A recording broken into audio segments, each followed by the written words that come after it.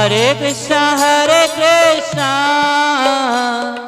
कृष्ण कृष्ण हरे हरे, हरे राम राम राम हरे हरे। हरे कृष्ण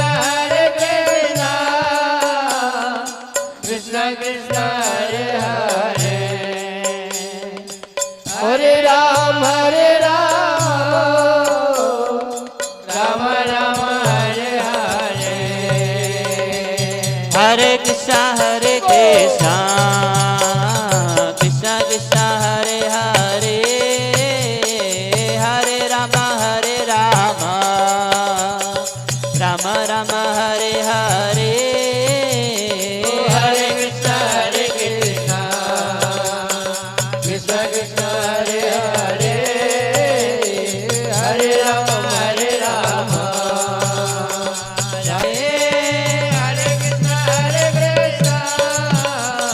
कृष्ण कृष्ण हरे हरे, हरे राम राम राम हरे हरे। हरे कृष्ण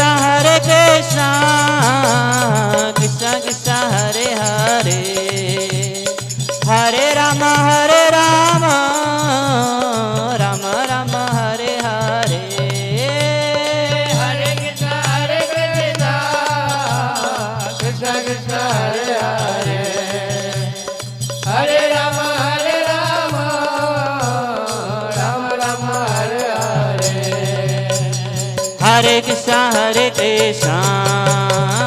कृष्ण कृष्ण हरे हरे, हरे राम राम राम हरे हरे। हरे कृष्ण कृष्ण कृष्ण हरे हरे, हरे राम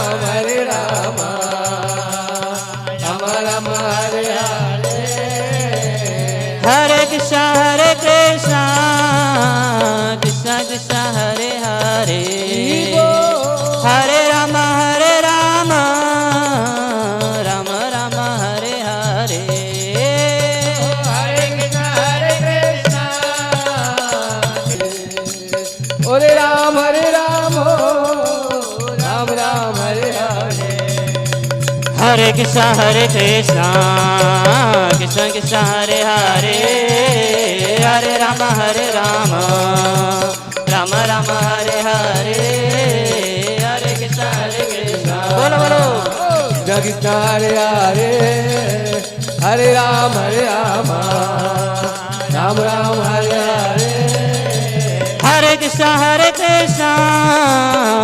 कृष्ण हरे हरे, हरे राम राम राम हरे हरे। हरे कृष्ण कृष्ण हरे हरे, हरे राम राम राम हरे हरे। हरे कृष्ण कृष्ण हरे हरे, हरे राम राम राम हरे हरे। हरे कृष्ण बोले कृष्ण हरे हरे, हरे राम राम हरे हरे। जय विष्णुपाद परमहंस विचार्य अष्टोत्तर श्री श्रीमद अभय चरणारविंद भक्तिवेदांत स्वामी श्रील प्रभुपाद की नित्य लीला प्रेष्ठों विष्णुपाद परमहंस विचार्य अष्टोत्तर श्री श्रीमद भक्ति सिद्धांत सरस्वती गोस्वामी महाराज प्रभुपाद की नामाचार्य श्री हरिदास ठाकुर की जय। प्रेम से कहो श्री कृष्ण चैतन्य प्रभु नित्यानंद श्री अद्वैत गदाधर शिवासादि गौर भक्तवृंद की जय। श्री श्री राधा कृष्ण गोप गोपिका श्याम कुंड राधा कुंड गिरि गोवर्धन की जय। श्री श्री सीताराम लक्ष्मण हनुमान जी की जय। श्री मिथिला धाम की जय। ग्रंथराज श्रीमद् भागवतम की जय। श्रीमद् भागवत कथा महामहोत्सव की जय। संवेद गौर भक्तवृंद की जय। अनंत कोटि वैष्णववृंद की जय। निताई गौर हरि प्रेमानंदे। जय संवेद भक्तवृंद, जय संवेद भक्तवृंद, जय संवेद भक्तवृंद। गुरु और गुरांग की जय। ओम अज्ञानतिमिरान्धस्य ज्ञानाञ्जनशलाकया चक्षुरुन्मिलितं येन तस्मै श्रीगुरुवे नमः। श्रीचैतन्यमनोभीष्टं स्थापितं येन भूतले स्वयं रूप कदा मह्यं ददाति स्वपदान्तिकं वैराग्ययुद्भक्तिरसं प्रयत्नै पायनं मामभीप्सुमन्धं कृपां बुद्धिर्परदुःखदुःखी सनातनं प्रभुमाश्रयामि। हे कृष्ण करुणा सिन्धु दीनबन्धु जगत्पते गोपेश गोपिका कान्त राधा कान्त नमोस्तुते। तप्त काञ्चन गौरांगी श्री राधे वृन्दावनेश्वरी वृषभानुसुते देवी प्रणमामि हरिप्रिये। रामाय रामभद्राय रामचन्द्राय वेदसे रघुनाथाय नाथाय सीताया पतये नमः। नमो विष्णुपादाय कृष्णप्रेष्ठाय भूतले श्रीमते भक्तिवेदान्त स्वामिनिति नामिने। नमस्ते सारस्वती देवे गौरवाणी प्रचारिणे निर्विशेष शून्यवादी पाश्चादेशतारिणे। वाञ्छाकल्पतरुभ्यश्च कृपा सिन्धुभ एव च पतितानां पावनेभ्यो वैष्णवेभ्यो नमो नमः। जय श्री कृष्ण चैतन्य प्रभु नित्यानंद श्री अद्वैत गदाधर श्रीवासादि गौर भक्तवृंदा। हरे कृष्णा कृष्णा कृष्णा हरे हरे हरे राम राम राम हरे हरे। ओम नमो भगवते वासुदेवाय। ओम नमो भगवते वासुदेवाय। ओम नमो भगवते वासुदेवाय। ओम नमो भगवते वासुदेवाय। ओम नमो भगवते वासुदेवाय।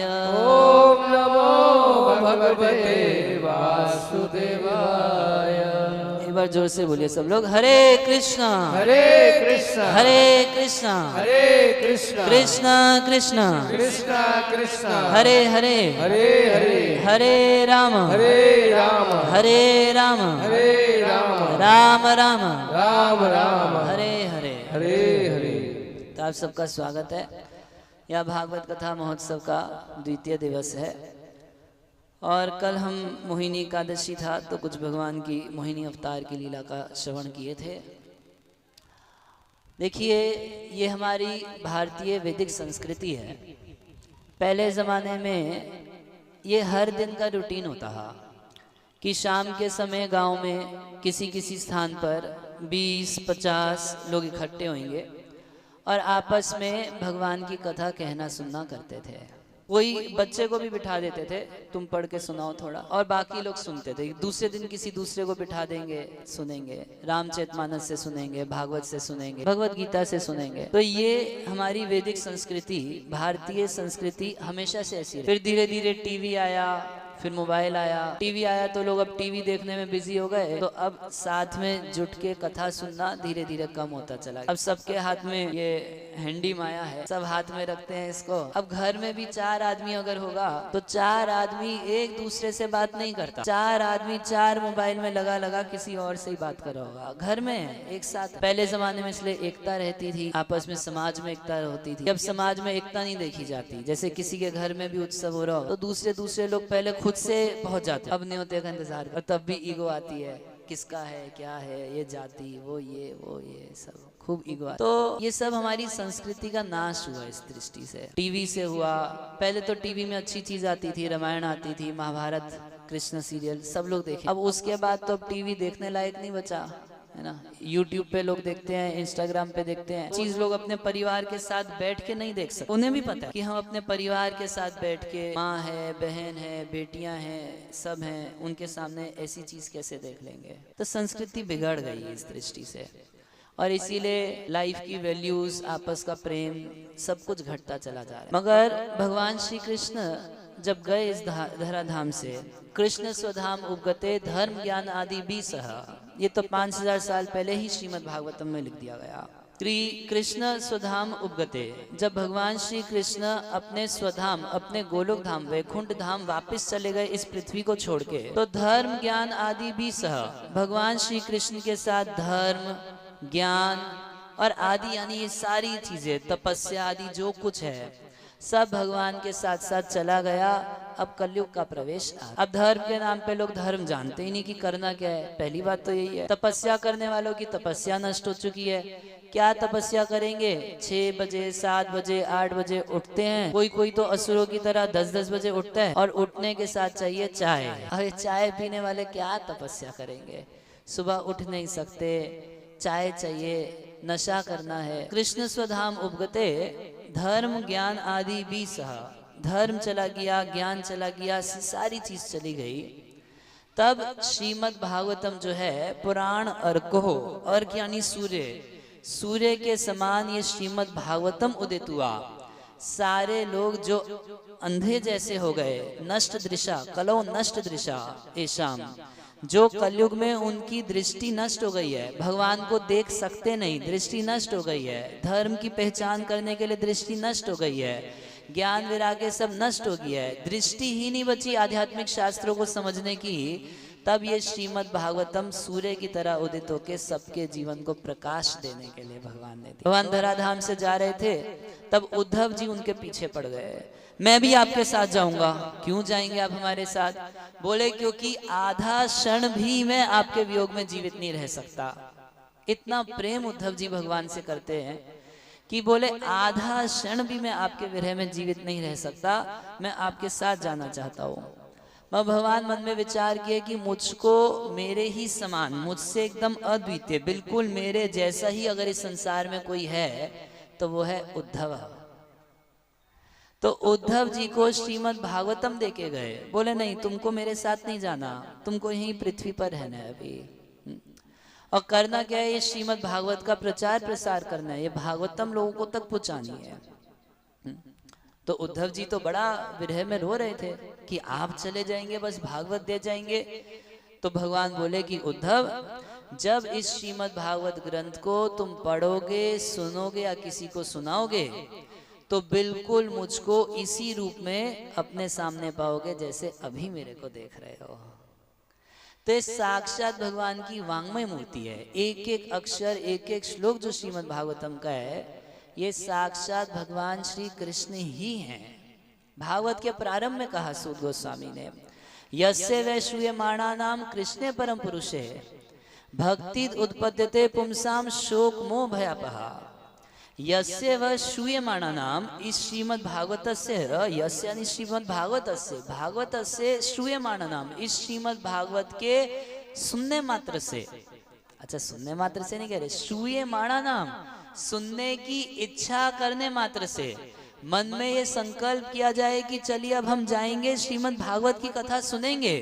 तो जब व्यक्ति ऐसा संकल्प मन में करता है, सुनने के लिए उद्यत होता है, तो यस्य वै श्रूयमाणा नाम कृष्णे परम पुरुषे भक्ति उत्पद्यते पुंसाम, व्यक्ति के हृदय के भीतर भगवान श्री कृष्ण के प्रति भक्ति उत्पन्न हो जाती है, सेवा का भाव उत्पन्न हो जाता है। अच्छा, भक्ति होने से क्या होता है? तो कह रहे हैं शोक मोह भयापहा, उसकी 3 चीजों की हानि हो जाती है, लॉस। क्या क्या लॉस हो जाता है? उसको शोक का लॉस हो जाता है, उसको मोह का लॉस हो जाता है, और उसको भय का लॉस हो जाता है। भारी लॉस होता है या नहीं होता है? ऐसा लॉस चाहिए सब लोगों को? नहीं चाहिए, नहीं चाहिए। शोक का लॉस किस किस को चाहिए? चाहिए ना। ये लॉस तो अच्छा है, लॉस मतलब घाटा। शोक मोह भयापहा, शोक नष्ट हो जाता है, मोह नष्ट हो जाता है, भय नष्ट हो जाता है। ये 3 चीजें क्या हैं अलग अलग? शोक उसको बोलते हैं जो भूतकाल में हमारे जीवन में कोई पास्ट में घटना ऐसी घट गई जिसके लिए हम रोते रहते हैं। हाय हाय, यदि उस दिन हमारे जीवन में ऐसा दिन नहीं होता तो आज हम इस स्थिति में होते, उस दिन में ऐसा परफॉर्म कर दिया होता या उससे ऐसी बात कर दिया होता तो मेरे जीवन में ऐसा।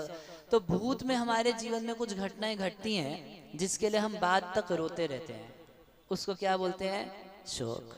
सबके जीवन में कई बातों के लिए शोक होता है कि भूत में हमारे साथ ये अच्छा नहीं हुआ, ये अच्छा नहीं हुआ, ऐसा हो जाता तो वैसा हो जाता, वैसा हो जाता तो वैसा हो जाता। मोह बोलते हैं कि अपनी पहचान इस चमड़े के शरीर से करके अभी जो हम संसार में क्या कर्तव्य है, क्या करना क्या नहीं करना, उसके लिए हमेशा कंफ्यूज रहते हैं, उसी को मोह कहा जाता है। मोह अयम अयम ममेति अहम ममेति, मैं शरीर हूं और शरीर से संबंधित वस्तुएं मेरी हैं, वास्तव में इसी को मोह कहा गया है।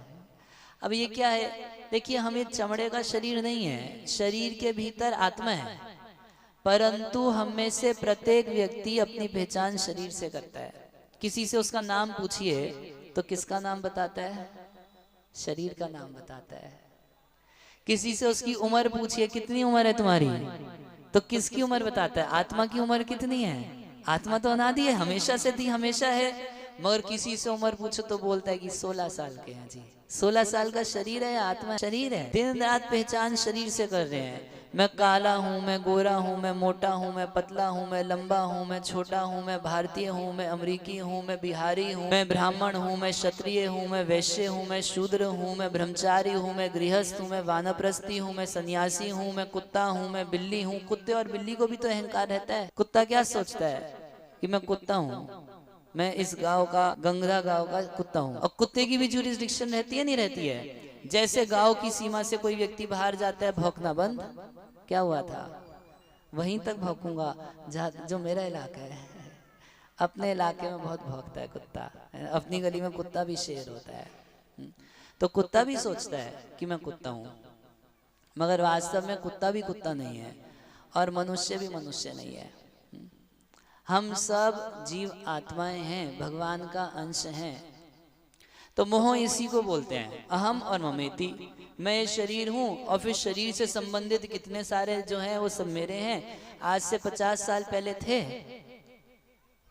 और आज से 50 साल बाद होंगे, तो इसका कोई जवाब नहीं।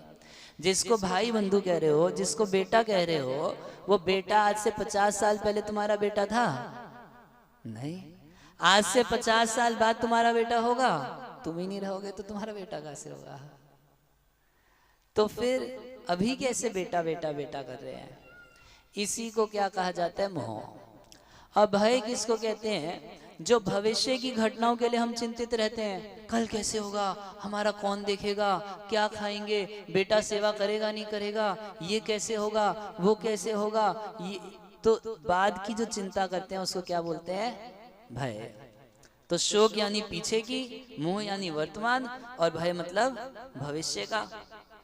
तो भागवत सुनने की इच्छा करने मात्र से व्यक्ति का शोक मोह भयापहा, शोक खत्म, मोह खत्म और भय खत्म हो जाता है। हरे कृष्णा कृष्णा कृष्णा हरे हरे, हरे राम राम राम हरे हरे।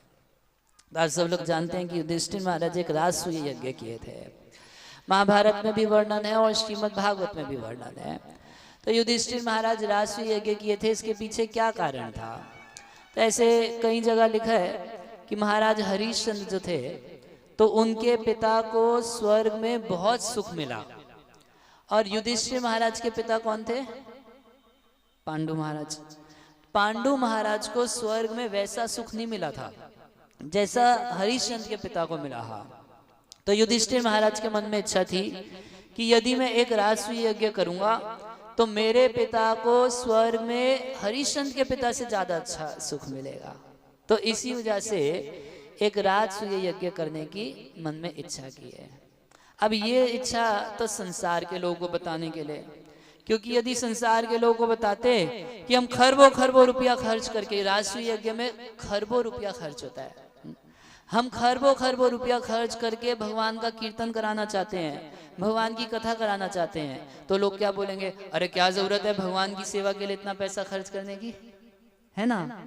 तो अगर संसार के लोगों को बोलेंगे हम अपने पिताजी के लिए कराना चाहते हैं, हाँ ये ठीक है, उसके लिए करो, अच्छी बात है। तो युधिष्ठिर महाराज संसार के लोगों को तो यही सूचना दिए कि हमारे पिताजी को स्वर्ग में वैसा सुख नहीं मिला जैसा कि सुख हरिश्चंद्र के पिताजी को मिला। इस वजह से हम राजसूय यज्ञ करना चाहते हैं। मगर भगवान श्री कृष्ण से युधिष्ठिर महाराज अपना हृदय खोल के बता दिए कि भीतर क्या बात है। भीतर बात यह है कि वो संसार के लोगों को समझाना चाहते थे। तत्पादुके अविरतम परि ये चरंती, कह रहे हैं जो आपके चरण कमलों का भजन करते हैं, जो आपके चरण कमलों का ध्यान करते हैं, जो आपकी सेवा करते हैं, आपके भक्त हैं, तो हे कृष्ण उनकी क्या गति होती है, और जो आपका भजन नहीं करते उनकी क्या गति होती है, मैं ये दिखाना चाहता हूँ। और मैं संसार में ये दिखाना चाहता हूँ कि भगवान श्री कृष्ण ही सुप्रीम पर्सनैलिटी ऑफ गॉडेड है, वही सर्वश्रेष्ठ है। ये संसार में दिखाने के लिए हम राजसूय यज्ञ करना चाहते हैं। दो उद्देश्य समझ गए क्या? एक, भगवान कौन है ये पहचान संसार के लोगों को बताने के लिए। वो राजसूय यज्ञ में बड़े बड़े ऋषि थे, बड़े बड़े मुनि थे, साक्षात व्यासदेव थे, बहुत बड़े बड़े ब्रह्मचारी भीष्म पितामह थे जो 500 साल से ज्यादा की आयु वाले थे, अनेक बड़े बड़े सिद्ध पुरुष थे। उन सबके सामने, सबके बीचों बीच जब अग्र पूजा की बात आएगी कि सबसे पहली पूजा किसकी करनी है, और जब सबके सामने श्री कृष्ण की पूजा की जाएगी, तो सब समझ जाएंगे कि इन सबके भी आराध्य भगवान श्री कृष्ण हैं। ये दिखाने के लिए कि व्यासदेव के भी, देवल ऋषि के भी, अनेक संत महात्माओं के, नारद जी के और भीष्म पितामह आदि सभी लोगों के आराध्य भगवान श्री कृष्ण हैं, ये दिखाने के लिए राजसूय यज्ञ करेंगे। और इसमें खरबों खरबों रुपया खर्च करेंगे, कोई टेंशन नहीं उसकी, करेंगे। और दूसरी चीज क्या दिखाना चाहते थे कि भजन करने वाले की कैसी सुंदर गति होती है, और जो भगवान का भजन नहीं करता उसकी कितनी दुर्गति होती है, ये दिखाना चाहते थे। तो बहुत सुंदर राजसूय यज्ञ का आयोजन हुआ, और इसमें सब लोग अलग अलग सेवाएं किए। भगवान श्री कृष्ण भी सेवा किए, वो जूता स्टॉल पर सेवा किए। और जब अगर पूजा का समय आया तब डिस्कशन चालू हुआ कि किसकी होनी चाहिए अगर पूजा। तो एक मत से सब लोग स्वीकार किए कि श्री कृष्ण की ही अगर पूजा होनी चाहिए, मगर शिशुपाल को यह सहन नहीं हुआ। हाँ, शिशुपाल जब जन्म लिया था, जन्म से ही एकदम तोतली बोली से, कलाक्षराणाम, एकदम तोतली बोली में जब बोलना भी नहीं सीखा था, तभी से श्री कृष्ण को गाली देता था। यही उसका जीवन था। बचपन से तोतली बोली, अभी बोलना ठीक से आता नहीं था, तो तोतली बोलने में बोलता था क्या था, कितना तो बोल नहीं पाता, कृष्णा तो नहीं, कितना कितना जो कुछ बोलता था, मगर बचपन से भगवान श्री कृष्ण को कलाक्षराणाम, एकदम तोतली बोली में भगवान को गाली देता था। तो इसको कैसे बर्दाश्त हो सकता था? तो भरी सभा में जब खूब भर भर के गाली दे लिया शिशुपाल, हो गया उसका, तो भगवान सुदर्शन चक्र निकाले और शिशुपाल का गर्दन काट दिए। और सबके देखते देखते शिशुपाल की आत्मा जो है उसके देह से निकल के भगवान श्री कृष्ण के चरणों में चली गई। तो युधिष्ठिर महाराज यज्ञ किए थे। पहला उद्देश्य ये था कि जगत में दिखाना था कि कृष्णा जो है वो परम भगवान है, तो वो तो दिखा लिए सबको, ये तो काम हो गया। दूसरा दिखाना चाहते थे कि भजन करने वाले की कितनी अच्छी गति होती है और भजन ना करने वाले की कितनी दुर्गति होती है, मगर ये काम युधिष्ठिर महाराज का बिगड़ गया। कैसे? भाई भजन करने वाले का क्या होता है तो जाने दो, भजन ना करने वाला तो छोड़ो, गाली देने वाला मुक्त हो जाता है, ये संसार के लोगों ने देख लिया। जो श्री कृष्ण को गाली दे रहा था, गाली देने वाला मुक्त हो गया, तब तो युधिष्ठिर महाराज का पूरा प्रोजेक्ट फेल कर गया। वो तो दिखाना चाहते थे कि भजन करना चाहिए, भजन करने वाले की कितनी सुंदर गति होती है, और लोगों ने देखा क्या कि कृष्ण को जो गाली देता है वो मुक्त हो जाता है, वो मुक्ति प्राप्त कर लेता है। तो युधिष्ठिर महाराज अब सोचे कि इस चीज को, ये तो गुत्थी लोगों के मन में चली जाएगी। अच्छा, लोग सुनते कम है, देखते ज्यादा हैं, मगर देख के गलत समझते हैं और उसी चीज को सब जगह बताते हैं कि हम बढ़िया समझ रहे हैं। तो क्या जरूरत है? जरूरत है कि उनको सुन के ठीक ठीक ज्ञान प्राप्त करना चाहिए। तब युधिष्ठिर महाराज सोचे कि किससे बुलवाऊं, किससे प्रवचन करवाऊं। ये पहले जब भी कोई यज्ञ होता था तो यज्ञ का मुख्य आकर्षण होता था भगवान की कथा। भगवान की कथा होती थी, हर यज्ञ में। तो राष्ट्रीय यज्ञ में भी कथा होनी चाहिए। अब कथा का टॉपिक तो मिल ही गया। क्या टॉपिक है? अरे शिशुपाल कैसे मुक्त हो गया, ये जो बचपन से भगवान को गाली देता था ये कैसे मुक्त हो गया। टॉपिक तो बढ़िया मिल ही गया, मगर पूछे किससे? तो जिनकी अग्र पूजा हुई श्री कृष्ण, जो गीता वक्ता हैं, जो भगवत गीता का इतना सुंदर ज्ञान अर्जुन को अभी तो देंगे, राष्ट्रीय यज्ञ के हिसाब से देंगे। जो परम भगवान है, जिनकी अग्र पूजा की, बाकी सबसे ज्यादा ज्ञानी है, तब तो उनकी की तो उन्हीं से पूछना चाहिए। मगर युधिष्ठिर महाराज के सामने एक प्रॉब्लम ये थी कि जब भगवान श्री कृष्ण युधिष्ठिर से मिलते थे तो बड़े भैया कह के पैर छू के आशीर्वाद लेते थे। अब अगर युधिष्ठिर महाराज कृष्ण से पूछ दें, कृष्ण थोड़ा समझाओ ये क्या हो गया, कैसे हो गया, क्या हो गया, कैसे हो गया, तो भगवान क्या बोल देंगे? बोल देंगे भैया मैं तो आपका भाई हूँ, छोटा भाई हूँ, मुझे क्या पता, ये सब मुझे नहीं पता क्या हुआ, कैसे हुआ, हमें नहीं पता। तो पूछें तो किससे पूछें? भगवान तो बता के देंगे नहीं, वो तो ऐसे बोलेंगे मैं तो आपका छोटा भाई हूँ। तो उस सभा में भगवान के ही समान जो दूसरा व्यक्ति था ज्ञान में, कौन? श्री नारद जी। युधिष्ठिर महाराज नारद जी से पूछे कि भाई ये कौन सी साइंस हम पढ़ रहे हैं आज, ये समझाइए, गाली देने वाला शिशुपाल कैसे मुक्त हो गया? तो ये नारद जी समझाए कि देखो बात यही है, ये इनकेन प्रकारेण मन कृष्ण निवेशित, जैसे तैसे यदि कोई व्यक्ति भगवान श्री कृष्ण के संपर्क में आ जाए तो उसका कल्याण निश्चित रूप से हो जाता है। कोई भय से कृष्ण का चिंतन करे, जैसे कंस भयभीत रहता था, दिन रात कृष्ण से डरता था, मेरा काल है, मार देगा, मार देगा, मार देगा, मार देगा, मार देगा। भगवान गए, मार दिए, वो कंस का कल्याण किए, मगर भगवान उसकी सदगति हुई। तो ऐसे अनेक लोग हैं जो भगवान में मन लगाए, कुछ अच्छे भाव से लगाए, कुछ बुरे भाव से लगाए, मगर यदि कोई व्यक्ति भगवान में जैसे तैसे मन लगा ले तो उसका कल्याण होता ही होता है। जैसे आप खेत में बीज डालते हैं तो कौन ध्यान देता है कि सीधा बीज डाला या उल्टा बीज डाला? चाहे सीधा बीज डालिए चाहे उल्टा बीज डालिए, बीज तो फेंक दिया जाता है। कौन सजा सजा के रखते हैं उसको? एक एक बीज सजा सजा के कोई रखेगा ना, ऐसे फेंक दिया जाता है उसको। सीधा पड़ा उल्टा पड़ा जैसा पड़ा, मगर खेती तो हो ही जाएगी ना, उसका फल जरूर मिलेगा।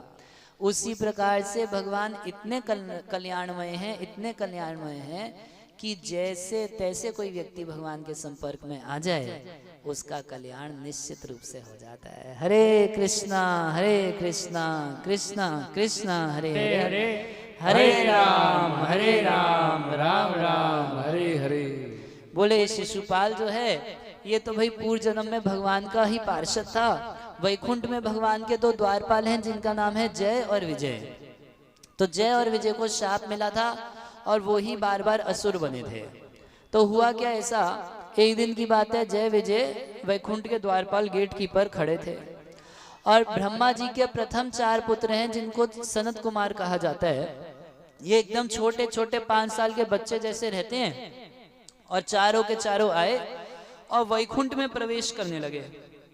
तो तब तक ये जो वैकुंठ के द्वारपाल थे जय और विजय, ये देखे, अरे नंग धड़ंग बच्चों, ये भगवान का धाम है, वैकुंठ है, ये बच्चों के खेलने की जगह थोड़ी ना है, तुम लोग यहाँ कहाँ से आ गए? तो 4 कुमारों का रास्ता जय और विजय रोक दिए। बड़ा गुस्सा आया 4 कुमार को। बोले अरे तुम वैकुंठ में हो के तुम्हारे अंदर देहात्म बुद्धि, ये बच्चा है, ये बूढ़ा है, ये काला है, ये गोरा है, ये अनपढ़ है, ये पढ़ा लिखा है, ये देहात्म बुद्धि शरीर से पहचान तुम वैकुंठ में करते हो। भाई भगवान के धाम को वैकुंठ क्यों कहा जाता है? जहां कहीं कोई कुंठा नहीं है, जहां कहीं कोई टेंशन नहीं है, ऐसे स्थान को वैकुंठ कहा जाता है। टेंशन कहाँ होती है? जहां देहात्म बुद्धि है वहां टेंशन होती है। तो 4 कुमार शाप दे दिए कि जाओ तुम लोग वैकुंठ में रहने के लायक नहीं हो, तो तुम लोग भौतिक जगत में चले जाओ। जहां लोग चमड़े की बुद्धि में रहते हैं वहीं जाके तुम जन्म लो। चमड़े की बुद्धि आप लोग समझते हैं ना? चमड़े की बुद्धि मतलब क्या? अभी तक कुछ समझ में आ रहा है? नहीं, इसको, ये चमड़ा है ना, चमड़ा, तो जो हमेशा चमड़े की बुद्धि में रहता है, काला चमड़ा, गोरा चमड़ा, पतला चमड़ा, मोटा चमड़ा, सुंदर चमड़ा, बसूरत चमड़ा, बच्चा चमड़ा, बूढ़ा चमड़ा। तो ऐसे लोग इस संसार में रहते हैं। बोले वैकुंठ में तो ऐसा कोई नहीं रहता, जाओ उन्हीं लोगों के साथ रहो। Birds of same feather flock together. जो जैसे होते हैं वो वैसे लोगों के बीच में ही रहना पसंद करते हैं, है ना। कहा जाता है एक आदमी की पहचान होती है कि वो कैसी संगति रखता है, उसके आसपास कैसे लोग रहते हैं। आप उससे उस व्यक्ति की पहचान कर सकते हो कि वो व्यक्ति कैसा है, क्योंकि जो जैसा होता है उसको वैसे ही लोग पसंद आते हैं। अंग्रेजी में कहा होता है birds of same feather flock together. एक जैसे पक्षी एक साथ रहते हैं, तो एक जैसे मनुष्य एक साथ रहते हैं। बोले तुम वैकुंठ में रहने के लायक नहीं हो, जाओ भौतिक जगत में चले जाओ, मगर अनलिमिटेड शाप नहीं दिए। बोले 3 जन्म में तुम्हें वापस आने को मिलेगा। तो यही जय विजय तो थे। एक बार हिरण्याक्ष बने और हिरण्यकशिपु बना। एक हिरण्याक्ष एक हिरण्यकशिपु। हिरण्याक्ष का उद्धार भगवान किए वराह का रूप धारण करके, सुअर का रूप धारण किए और हिरण्याक्ष का उद्धार किए। और भगवान नरसिंह देव के रूप से हिरण्यकशिपु का उद्धार किए। फिर यही दोनों जो असुर हैं रावण और कुंभकर्ण, यही दोनों भगवान के पार्षद जो हैं जय और विजय, ये असुर के रूप में आए, रावण और कुंभकर्ण के रूप में आए। और रावण और कुंभकर्ण का किसने वध किया? तो रावण और कुंभकर्ण का उद्धार भगवान श्री रामचंद्र ने किया। बोलो श्री राघवेंद्र सरकार की। और उसके बाद बोले कि यही शिशुपाल दंतावक्र के रूप से हुए तुम्हारे भाई के रूप में, और कृष्ण अब इनका उद्धार करेंगे, तब ये वैकुंठ वापस चले जाएंगे। इतनी बात बोलते बोलते नारद जी जब हिरण्यकशिपु की बात किए तो उनके बेटे प्रहलाद महाराज की भी बात छेड़ दी है। तो हिरण्यकशिपु नाम का ये जो असुर था बहुत ज्यादा शक्तिशाली था। और हुआ क्या देखिए, अब भगवान अगर किसी के साथ 2-2 हाथ करेंगे, 2% के आदमी के साथ तो नहीं करेंगे, तो बात पक्की है। अब वैकुंठ में तो केवल लोग भगवान की आरती उतारते हैं, भगवान की सेवा करते हैं, केवल भगवान का जयकारा करते हैं। तो कभी कभी भगवान को भी मन में इच्छा होती है कि या लड़ाई करने का मौका नहीं मिलता, क्योंकि वहां तो सिर्फ प्रेम ही प्रेम है, वहां तो कोई झगड़ा है नहीं, वैकुंठ है वो, तो वहां कोई झगड़ा होता नहीं। तो किसके साथ कुश्ती लड़े? 2-2 हाथ करने हो तो किसके साथ करें? तो भगवान अपने ही 2 पार्षदों को जय और विजय को संसार में भेज दिए। बोले तुम लोग जाओ कुश्ती के लिए तैयार करो, तब तुम्हारे साथ थोड़ा करेंगे, कुश्ती करेंगे। तो भगवान तो हर चीज का आनंद लेते हैं, लड़ाई का भी भगवान ही आनंद ले सकते हैं, हम लोग तो क्या लड़ाई का आनंद लेंगे। तो जय और विजय को शाप जो हुआ ये वास्तव में भगवान की इच्छा से हुआ। तो हिरण्यकशिपु बना, और हिरण्यकशिपु के जब हिरण्याक्ष का वध भगवान वरादेव कर दिए। हुआ क्या, ये असुर था हिरण्याक्ष। तो इधर भगवान ब्रह्मा जी पृथ्वी का शासन दिए मनु महाराज। जब मनु महाराज को बोले कि तुम पृथ्वी का शासन करो, मनु महाराज के नाम से ही मनुष्य या मानव हुए। हम लोगों के जो 4 फादर्स हैं तो वो कहाँ से शुरू हुए? मनु से। तो ऐसे मनु महाराज को ब्रह्मा जी पृथ्वी का शासन करने के लिए दिए। मगर जब मनु महाराज गए पृथ्वी को देखने, जहां का राजा मेरे को बनाया, तो बोले वो राज्य किधर है ये नहीं मिला, पृथ्वी किधर है पता ही नहीं चला। तब पता लगाया तो असुर उनको जल के भीतर जाके, समुद्र के भीतर जाके रख दिया है, चुरा लिया है। तो सारे मनु महाराज वापस आए ब्रह्मा जी के पास, बोले जहां का राजा हमको बनाए ना तो प्रजा दिखाई दे रही ना राज्य दिखाई दे रहा, कहाँ का राजा बनाए हमको, वो पृथ्वी किधर है। तो ब्रह्मा जी एक बार एकदम चिंता में पड़ गए कि अब कैसे होगा, पृथ्वी को कौन निकालेगा। तब तक ब्रह्मा जी को एक छींक आई। तो जैसे ही ब्रह्मा जी छींके, उनकी नासिका से एकदम एक छोटा सा सरसों के दाने जितना सुअर निकला। क्या निकला? सुअर। आप लोग की नाक में से तो कभी सुअर उअर तो नहीं है? ऐसा गंदगी तो निकलती है, तो कुछ गंदा निकलता है ना। ब्रह्मा जी को छींक आई तो उनकी नाक से एकदम सरसों के दाने जितना छोटा एक सुअर निकला, और देखते ही देखते क्षण भर में पूरा आकाश को नापने जितना बड़ा हो गया। ब्रह्मा आदि समस्त देवता समझ गए कि भगवान श्री विष्णु है, और भगवान वही सुअर के रूप से जल के भीतर, समुद्र के भीतर डाइव मारे, एकदम नीचे जाके पृथ्वी का उद्धार किए। पृथ्वी को अपने दांतों के ऊपर रख लिए और रख के लेके आ रहे थे। अच्छा, इधर ये हिरण्याक्ष जो था बड़ा शक्तिशाली था, बहुत शक्तिशाली था, और हमेशा ऐसे बात करता है, मेरे हाथ में खुजली हो रही है। खुजली हो रही है क्या मतलब है? कुछ लोग बोलते हैं हाथ में खुजली हो रही है मतलब पैसा आने वाला है। बोलते हैं मेरे हाथ में खुजली हो रही है, किसी को जब तक 2 लगाऊंगा नहीं ना तब तक मेरे को चैन नहीं पड़ेगा। तो मतलब किसी के साथ फाइट करना है, किसी से लड़ना है। तो वरुण जी के पास पहुंचे, तो जैसे ही उनसे मिले वो बोल दिए, अरे बहुत समय से हम लड़ाई झगड़ा करना बंद कर दिए हैं। बोले मेरे को कोई मेरे टक्कर का चाहिए, बताओ। तो बोले तुम्हारे टक्कर का एक व्यक्ति है विष्णु, इस समय समुद्र के भीतर सुअर का रूप धारण करके पृथ्वी का उद्धार कर रहा है, जाओ उसी से लड़ो, वो तुम्हारे लड़ाई के गर्व को चूर कर देगा।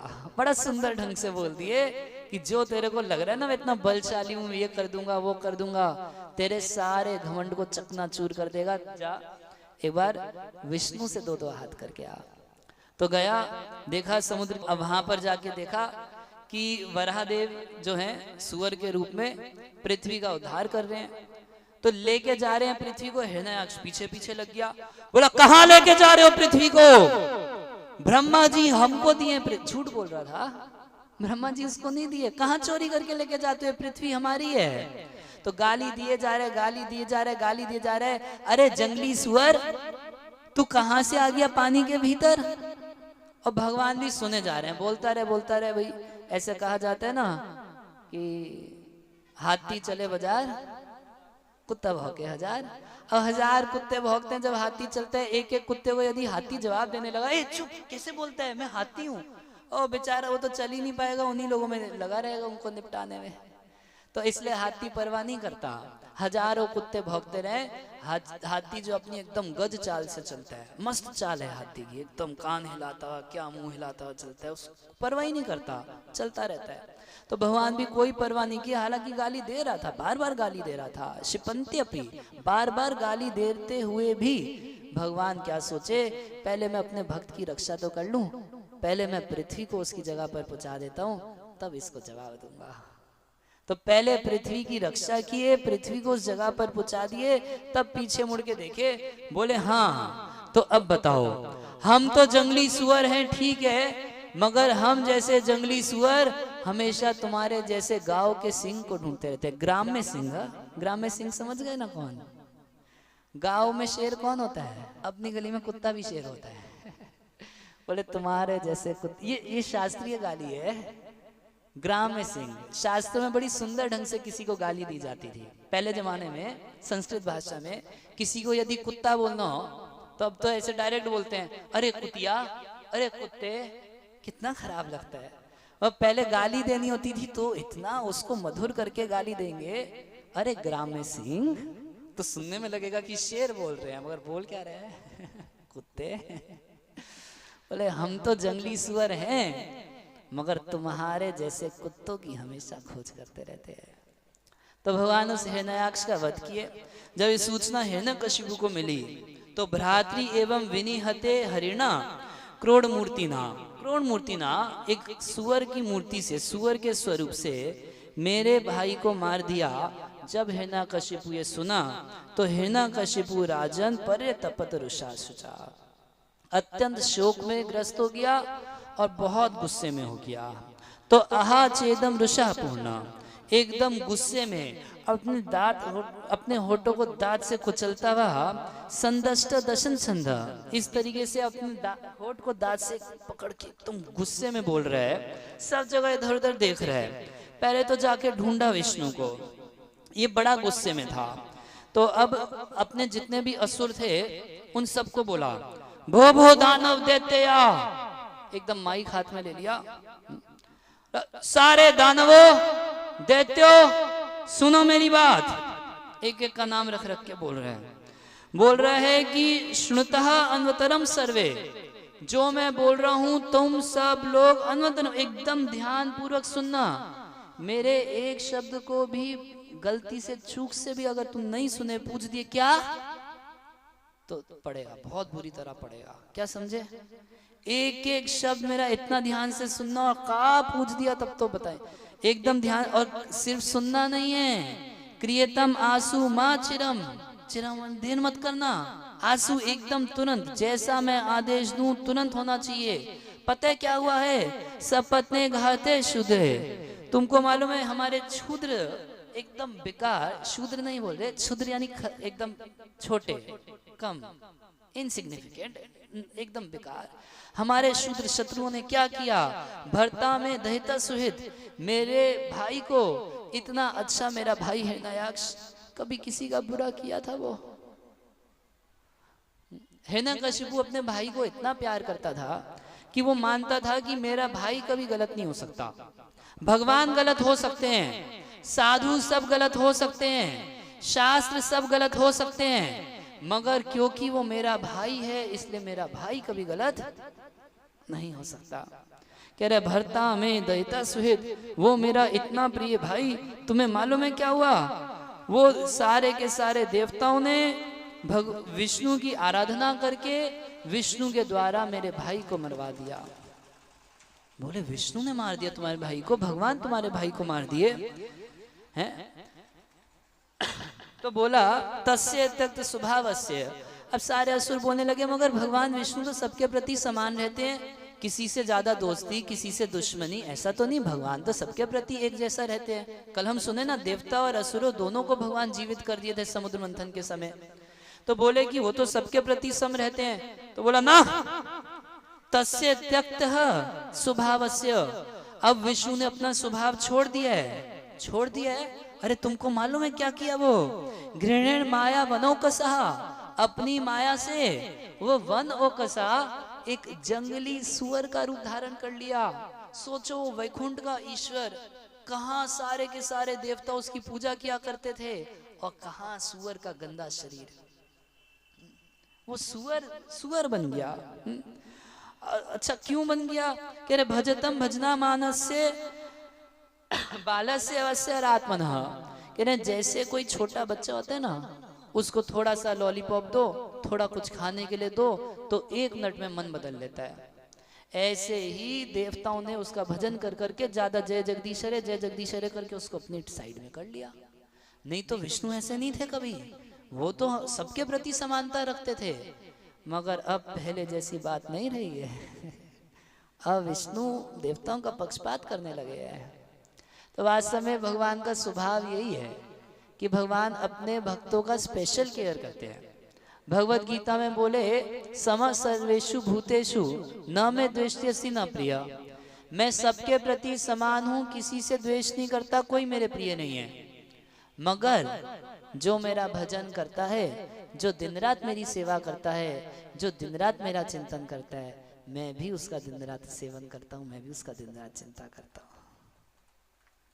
तो ये समान है या विषमता है बताइए? ये समानता है। जैसे अगर मान लीजिए ये मेरे को 10 रुपया दिए, ये बैठे ये मेरे को 10 रुपया दिए, ये मेरे को 20 रुपया दिए, वो मेरे को 100 रुपया दिए। अब मैं तीनों को बोलूं अरे सबको बराबर बराबर बांटना चाहिए और तीनों को मैं 100 रुपए दे दूं, तो क्या मैंने बराबर बांटा? बराबर बांटा नहीं। जिसने 10 दिया उसको 10 दे दिया, जिसने 20 दिया उसको 20 दे दिया, जिसने 100 दिया उसको 100 दे दिया। इसको क्या बोलेंगे? बराबर बांटा। तो यही भगवान का सिस्टम है। ये यथा माम प्रपद्यन्ते ताम सते भजामि हम। जो जैसे भगवान को मानता है, जैसे भगवान का भजन करता है, भगवान भी उसको वैसे ही कृपा करते हैं। गोपियां सोचती थी हमारे प्रियतम है, ये तो भगवान उनके प्रिय हो गए। यशोदा सोचती थी कि मेरा लाला है, मेरा बेटा है, तो भगवान मानते थे ये मेरी माँ है। सखा समझते थे कि हमारा मित्र है, तो भगवान मित्र मानते थे। हनुमान जी समझते हैं हमारे स्वामी हैं, हम इनके दास हैं, तो भगवान वैसे ही उनका पालन पोषण करते हैं। कुछ लोग बोल देते हैं कि भगवान तो लाइट एंड साउंड है, तो भगवान कभी उनसे बात ही नहीं करते हैं। बोलते हैं कुछ नहीं है, भगवान का कोई आकार नहीं है, एक प्रकाश है। तो ठीक है जा, तेरे लिए मैं प्रकाश हूँ, बात ही नहीं करेंगे उससे कभी। खत्म। कंस सोचता था मार देगा मार देगा मार देगा मार देगा, तो भगवान मार दिए। सही किया ना? ये यथा माम प्रपद्यन्ते तां सते भजामि हम। मगर हिरण्यकशिपु दूसरे ढंग से कह रहा है कि इसका स्वभाव गड़बड़ा चुका है इस समय, एकदम अस्थिर आत्मना। जैसे कोई छोटा बच्चा होता है, उसकी बुद्धि स्थिर नहीं होती है। अभी वो यहाँ पर बैठा है, किसी छोटे बच्चे को आप साइड से ऐसे रसगुल्ला दिखाइए, चला जाएगा आपके साथ। वो ऐसे स्थिरता से कथा में नहीं बैठा, कथा सुनने आया ठीक है, मगर यहाँ थोड़ा सा साइड में उसको रसगुल्ला दिखाइए, चल ना थोड़ा रसगुल्ला खा। हाँ तो चल, पैसे तू देगा, हाँ हाँ तो चल ना। और एकदम अस्थिर मति होती है बच्चों की। तो कह रहे हैं बिल्कुल जैसे छोटे बच्चों की अस्थिर मति होती है, वैसे विष्णु की मति अस्थिर हो चुकी है। मत शूल भिन्नग्रीव, वो इस तरीके से ऐसा हो गया है। अब मैंने सोच लिया है, मैं अपने त्रिशूल से विष्णु का गला उसके धड़ से अलग कर दूंगा। उसने मेरे भाई को मारा, ऐसा मत सोचना कि मैं अपने भाई के लिए तिल और जल दूंगा। मैं विष्णु का खून अपने भाई को अर्पण करूंगा, तब हिसाब बराबर होगा। एकदम गुस्से में मार देंगे विष्णु को। तस्मिन कूटे अनिते नष्टे कृत मूले वनस्पतौ, कह रहे इसीलिए जब तक मैं ऐसा करता हूं तब तक तुम लोग भी कुछ काम करो। तो एक फिलॉसफी बताया, बोला कि देखो अगर पेड़ की जड़ को काट दिया जाए तो पूरा पेड़ सूख जाएगा या नहीं सूखेगा? खत्म हो जाएगा। पेड़ की आप जड़ काट देंगे तो पत्ते टहनियां कुछ हरा भरा रहेगा, धीरे धीरे करके सारा पेड़ नष्ट हो जाएगा। कह रहे तस्मिन कूटे अहिते नष्टे कृत मूले वनस्पतौ, जैसे पेड़ की जड़ काटने से पेड़ नष्ट हो जाता है, बिल्कुल वैसे ही विष्णु प्राणादिवो कसौ, ये विष्णु जो है ये देवताओं का प्राण है। जैसे पेड़ का प्राण मूल है, ऐसे विष्णु समस्त देवताओं का प्राण है। अगर मैंने विष्णु को खत्म कर दिया तो देवता तो सारे के सारे अपने आप खत्म हो जाएंगे, खत्म एकदम। तो उसकी साजिश यह थी कि हम एक साथ सनातन धर्म को ही संसार से खत्म कर देंगे। ऐसे अनेक असुर हुए, राक्षस हुए, जिनकी इच्छा थी कि हम सनातन धर्म खत्म कर देंगे, मगर इतिहास साक्षी है कि वो सारे असुर खत्म हो गए, मगर सनातन धर्म खत्म नहीं हुआ, कभी नहीं हो सकता। सनातन का अर्थ ही है जो हमेशा था, हमेशा है और हमेशा रहेगा। ऐसा नहीं कि सनातन धर्म 5000 साल पुराना है। सनातन धर्म अनादि काल से है, हमेशा से था, हमेशा है, हमेशा रहेगा। उसका पेपर वर्क जो था, कागज पे लिखा पढ़ी का काम, लिखा पढ़ी का काम व्यासदेव 5000 साल पहले किए थे। उससे पहले भी तो था, वाल्मीकि जी रामायण लिखे थे, और उससे पहले भी था। पहले केवल सुन के, श्रुतः सब श्रुतिधर होते थे, केवल सुन के धारण कर लेते थे, गुरु शिष्य परंपरा से ज्ञान हमेशा चलाता था। तो सनातन का अर्थ ही है, मगर उसकी क्या इच्छा थी, हम सनातन धर्म को खत्म कर देंगे। ध्यान से सुनो, तावत जब तक मैं विष्णु का वध करके वापस नहीं लौटता, जितनी देर मेरे को लगेगी उतनी देर में तुम लोगों को भी यहाँ पर एक प्रोजेक्ट करना है। जावत याद भवम, तुम जाओ पृथ्वी पर, यूयम सारे के सारे, कोई खाली नहीं बैठेगा, सब काम पे लग जाओ। और करना क्या है, ब्रह्म क्षत्र समेधितम, जो जो ब्राह्मण समाज और क्षत्रिय समाज वैदिक संस्कृति के अनुसार चलता है, जो ब्राह्मण समाज वैदिक संस्कृति के अनुसार चलता है, और जो राजपाट वैदिक संस्कृति के अनुसार वैदिक सरकार जो चलती है, उन सबको जाके तुमको नष्ट करना है। समझ गए? ध्यान देना, कहाँ कहाँ ज्यादा तुमको ध्यान देना है। कह रहे एकदम खत्म कर देना। कहीं कोई तपस्या करता दिखाई दे, तुरंत शूट एट साइट का ऑर्डर। तपस्या कर रहे हो, गोली से उड़ा दो, तुरंत की तुरंत।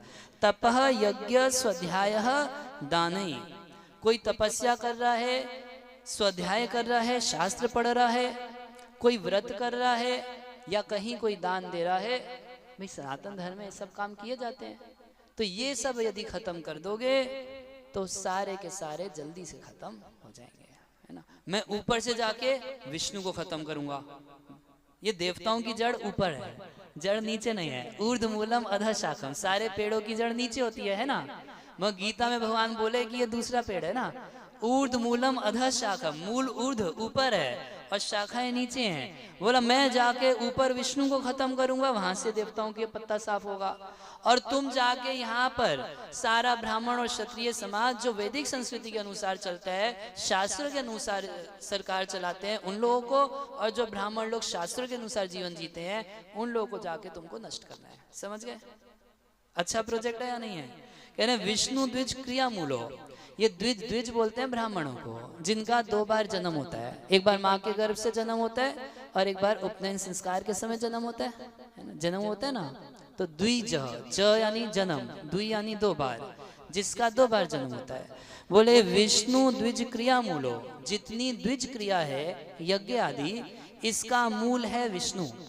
सारा का सारा यज्ञ किया जाता है किसके लिए? विष्णु की प्रसन्नता के लिए। तपस्या की जाती है किसके लिए? विष्णु की प्रसन्नता के लिए। दान दिए जाते हैं किसके लिए? विष्णु की प्रसन्नता के लिए। अध्ययन किया जाता है शास्त्रों का, वेदों का, किसके लिए? विष्णु की प्रसन्नता के लिए। जो कुछ किया जाता है किसके लिए? तो विष्णु की प्रसन्नता के लिए। तो कह रहे हैं कि ये जो द्विज क्रिया है, विशेष रूप से यज्ञ आदि, इस सब का मूल तो है भगवान विष्णु। तो देव ऋषि पितृ भूतानाम धर्मस्य च परायण। और कह रहे हैं कि जितने देवता हैं, जितने ऋषि हैं, पितृ हैं, भूत यानी जितनी जीवात्माएं हैं, और धर्म, ये सारा विष्णु के परायण, विष्णु के आश्रय में रहता है। विष्णु ही तो सबका पालन पोषण करते हैं। देवताओं का पालन पोषण विष्णु करते हैं, ऋषियों का पालन पोषण विष्णु करते हैं, पितरों का पालन पोषण विष्णु करते हैं। जीव आत्माओं का पालन पोषण ही किसी और की व्यवस्था नहीं है। बच्चा जब जन्म लेता है तो उसको चावल खाना नहीं आता, भात खाना नहीं आता, तो भगवान जानते हैं इस बात को। तो माँ के छाती में दूध की व्यवस्था करके रखे हैं। क्यों करके रखे हैं? ये माँ की व्यवस्था नहीं है, ये पिता की व्यवस्था नहीं है, ये भगवान की व्यवस्था है। वो जानते हैं कि इस समय और कुछ नहीं खा पाएगा। तो गर्भ से लेके, अच्छा इतना ही नहीं, ये तो जन्म के बाद की बात हुई। गर्भ के भीतर जब व्यक्ति रहता है, हम सब कभी ना कभी माँ के गर्भ में रहे या नहीं रहे, तो वहां भोजन की व्यवस्था कौन करता है? कौन करता है? माँ नहीं करती है। भगवान ने ऐसा कनेक्शन फिट कर रखा है कि माँ की नाभि से एक नाल बच्चे की नाभि तक कनेक्टेड रहती है, और जो भोजन करती है उसका रस जो है वो बच्चे को मिल जाता है, उसी से वो बढ़ता रहता है। क्या ये माँ की व्यवस्था है? किसी डॉक्टर की व्यवस्था है? ये किसकी व्यवस्था है? भगवान की व्यवस्था है। भगवान सभी जीवात्माओं का पालन पोषण करने के लिए व्यवस्था करके रखे हैं। माँ के गर्भ, बल्कि माँ तो कभी कभी कष्ट भी देती है। भागवत के 30वें स्कंद में भगवान कपिल वर्णन कर रहे हैं कि माँ के गर्भ के भीतर बच्चा कैसे रहता है। तो 9 महीने तक माँ के गर्भ में हम सब लोग उल्टे लटके रहे थे। आप लोग सब जानते हैं बच्चा कैसा होता है। बच्चा जब निकलता है उल्टा लटका, पता चलता है कि इतने समय उल्टा लटका रहा। आज की डेट में डॉक्टर से भी पूछेंगे तो बताएगा 9 महीने बच्चा उल्टा लटका रहता है, और उसको ऐसे एकदम सीधा बैठने का मौका नहीं मिलता। वहां इतना संकीर्ण जगह, इतनी छोटी जगह है वो गर्भ, कि ऐसा एकदम उसका मुंह ऐसा पेट में धनुष के आकार में बिल्कुल झुक के 9 महीने तक ऐसे रहता है। हम में से किसी को यदि 9 घंटे भी ऐसे कमरे में बंद किया जाए तो आप में से कोई रहना चाहेगा? 9 घंटे नहीं, 90 मिनट नहीं, 9 मिनट कोई नहीं रहना चाहेगा। मगर 9 महीने ऐसी स्थिति में हम सब लोग रह के आए हैं। उस गर्भ के भीतर बहुत सारे कीड़े भी होते हैं। वो कीड़े नोच नोच के उसकी कोमल कोमल त्वचा को खाते रहते हैं, नोचते रहते हैं। बड़ा कष्ट होता है। और कभी कभी माँ के मन में इच्छा आती है, अरे बड़ा दिन हुआ, झाल मुड़ी तो खाई नहीं। तो जैसे ही तीखा तीखा एकदम मसालेदार झाल मुड़ी खा लेती है, उसमें जो मिर्च मसाला रहता है वो जाके तुरंत बच्चे की कोमल कोमल त्वचा पे लगता है। और आप सब लोग जानते होंगे गर्भ के भीतर ये ऊपर का चमड़ा नहीं रहता। जो आप ऊपर का चमड़ा देख रहे हैं ना, इस पे लाल मिर्च डालेंगे तो ज्यादा नहीं जलेगा। कभी यदि हाथ कट जाए या ब्लेड लेके थोड़ा सा काट के देखिए, हल्का से ऐसे काटिए और लाल मिर्च पाउडर लेके छिड़क दीजिए, कैसा लगेगा? ऐसा गर्भ के भीतर लगता है। और बेचारे के पास मोबाइल भी नहीं कि फोन करके बोल दे मम्मी कल मत खाना, बहुत दर्द होता है। कुछ नहीं। अच्छा बिना मोबाइल के ऐसे बोल दे मम्मी कल मत, है ही नहीं, कोई कनेक्शन नहीं, सुनेगी नहीं। कितना अंदर चीखता रहे, चिल्लाता रहे, कुछ करता रहे, कोई सुनने वाला नहीं है। वहां केवल एक ही व्यक्ति सुनने वाला होता है उसके पास। कौन जानते हैं? परमात्मा, भगवान, और कोई नहीं। तब भगवान को प्रार्थना करता है, प्रभु इस संकट से बचा लो, बस इससे बचा लो, बहुत कष्ट है अंदर, बहुत कष्ट है, इस संकट से बचा लो। मैं पक्का मंदिर जाऊंगा, पक्का आपका भजन करूंगा, बाहर निकल के भजन ही करना और कुछ नहीं करूंगा। जब हम बहुत कष्ट की स्थिति में होते हैं तो क्या करते हैं? भगवान से प्रार्थना करते हैं ना ऐसे ही, नहीं नहीं बस प्रभु प्लीज इस बार बचा, प्लीज प्लीज कुछ कर दो भगवान, प्लीज प्लीज कुछ कर दो। अब मैं पक्का भजन करूंगा, मैं सुधर के रहूंगा, शराब नहीं पीऊंगा और गुटखा भी छोड़ दूंगा, बस इस बार बचा लो, है ना। और रोज मंदिर जाऊंगा, किसी भक्त से कभी झगड़ा नहीं करूंगा, पक्का प्रॉमिस एकदम। आप कृपा कर दो, है ना। ऐसे ही वो छोटा बच्चा इतनी कष्ट की स्थिति में भगवान से याचना करता है, इस संकट से निकाल दो, बाहर आऊंगा, निश्चित रूप से भजन करूंगा। तो एक ही व्यक्ति होता है उनके पास बोलने के लिए, कौन?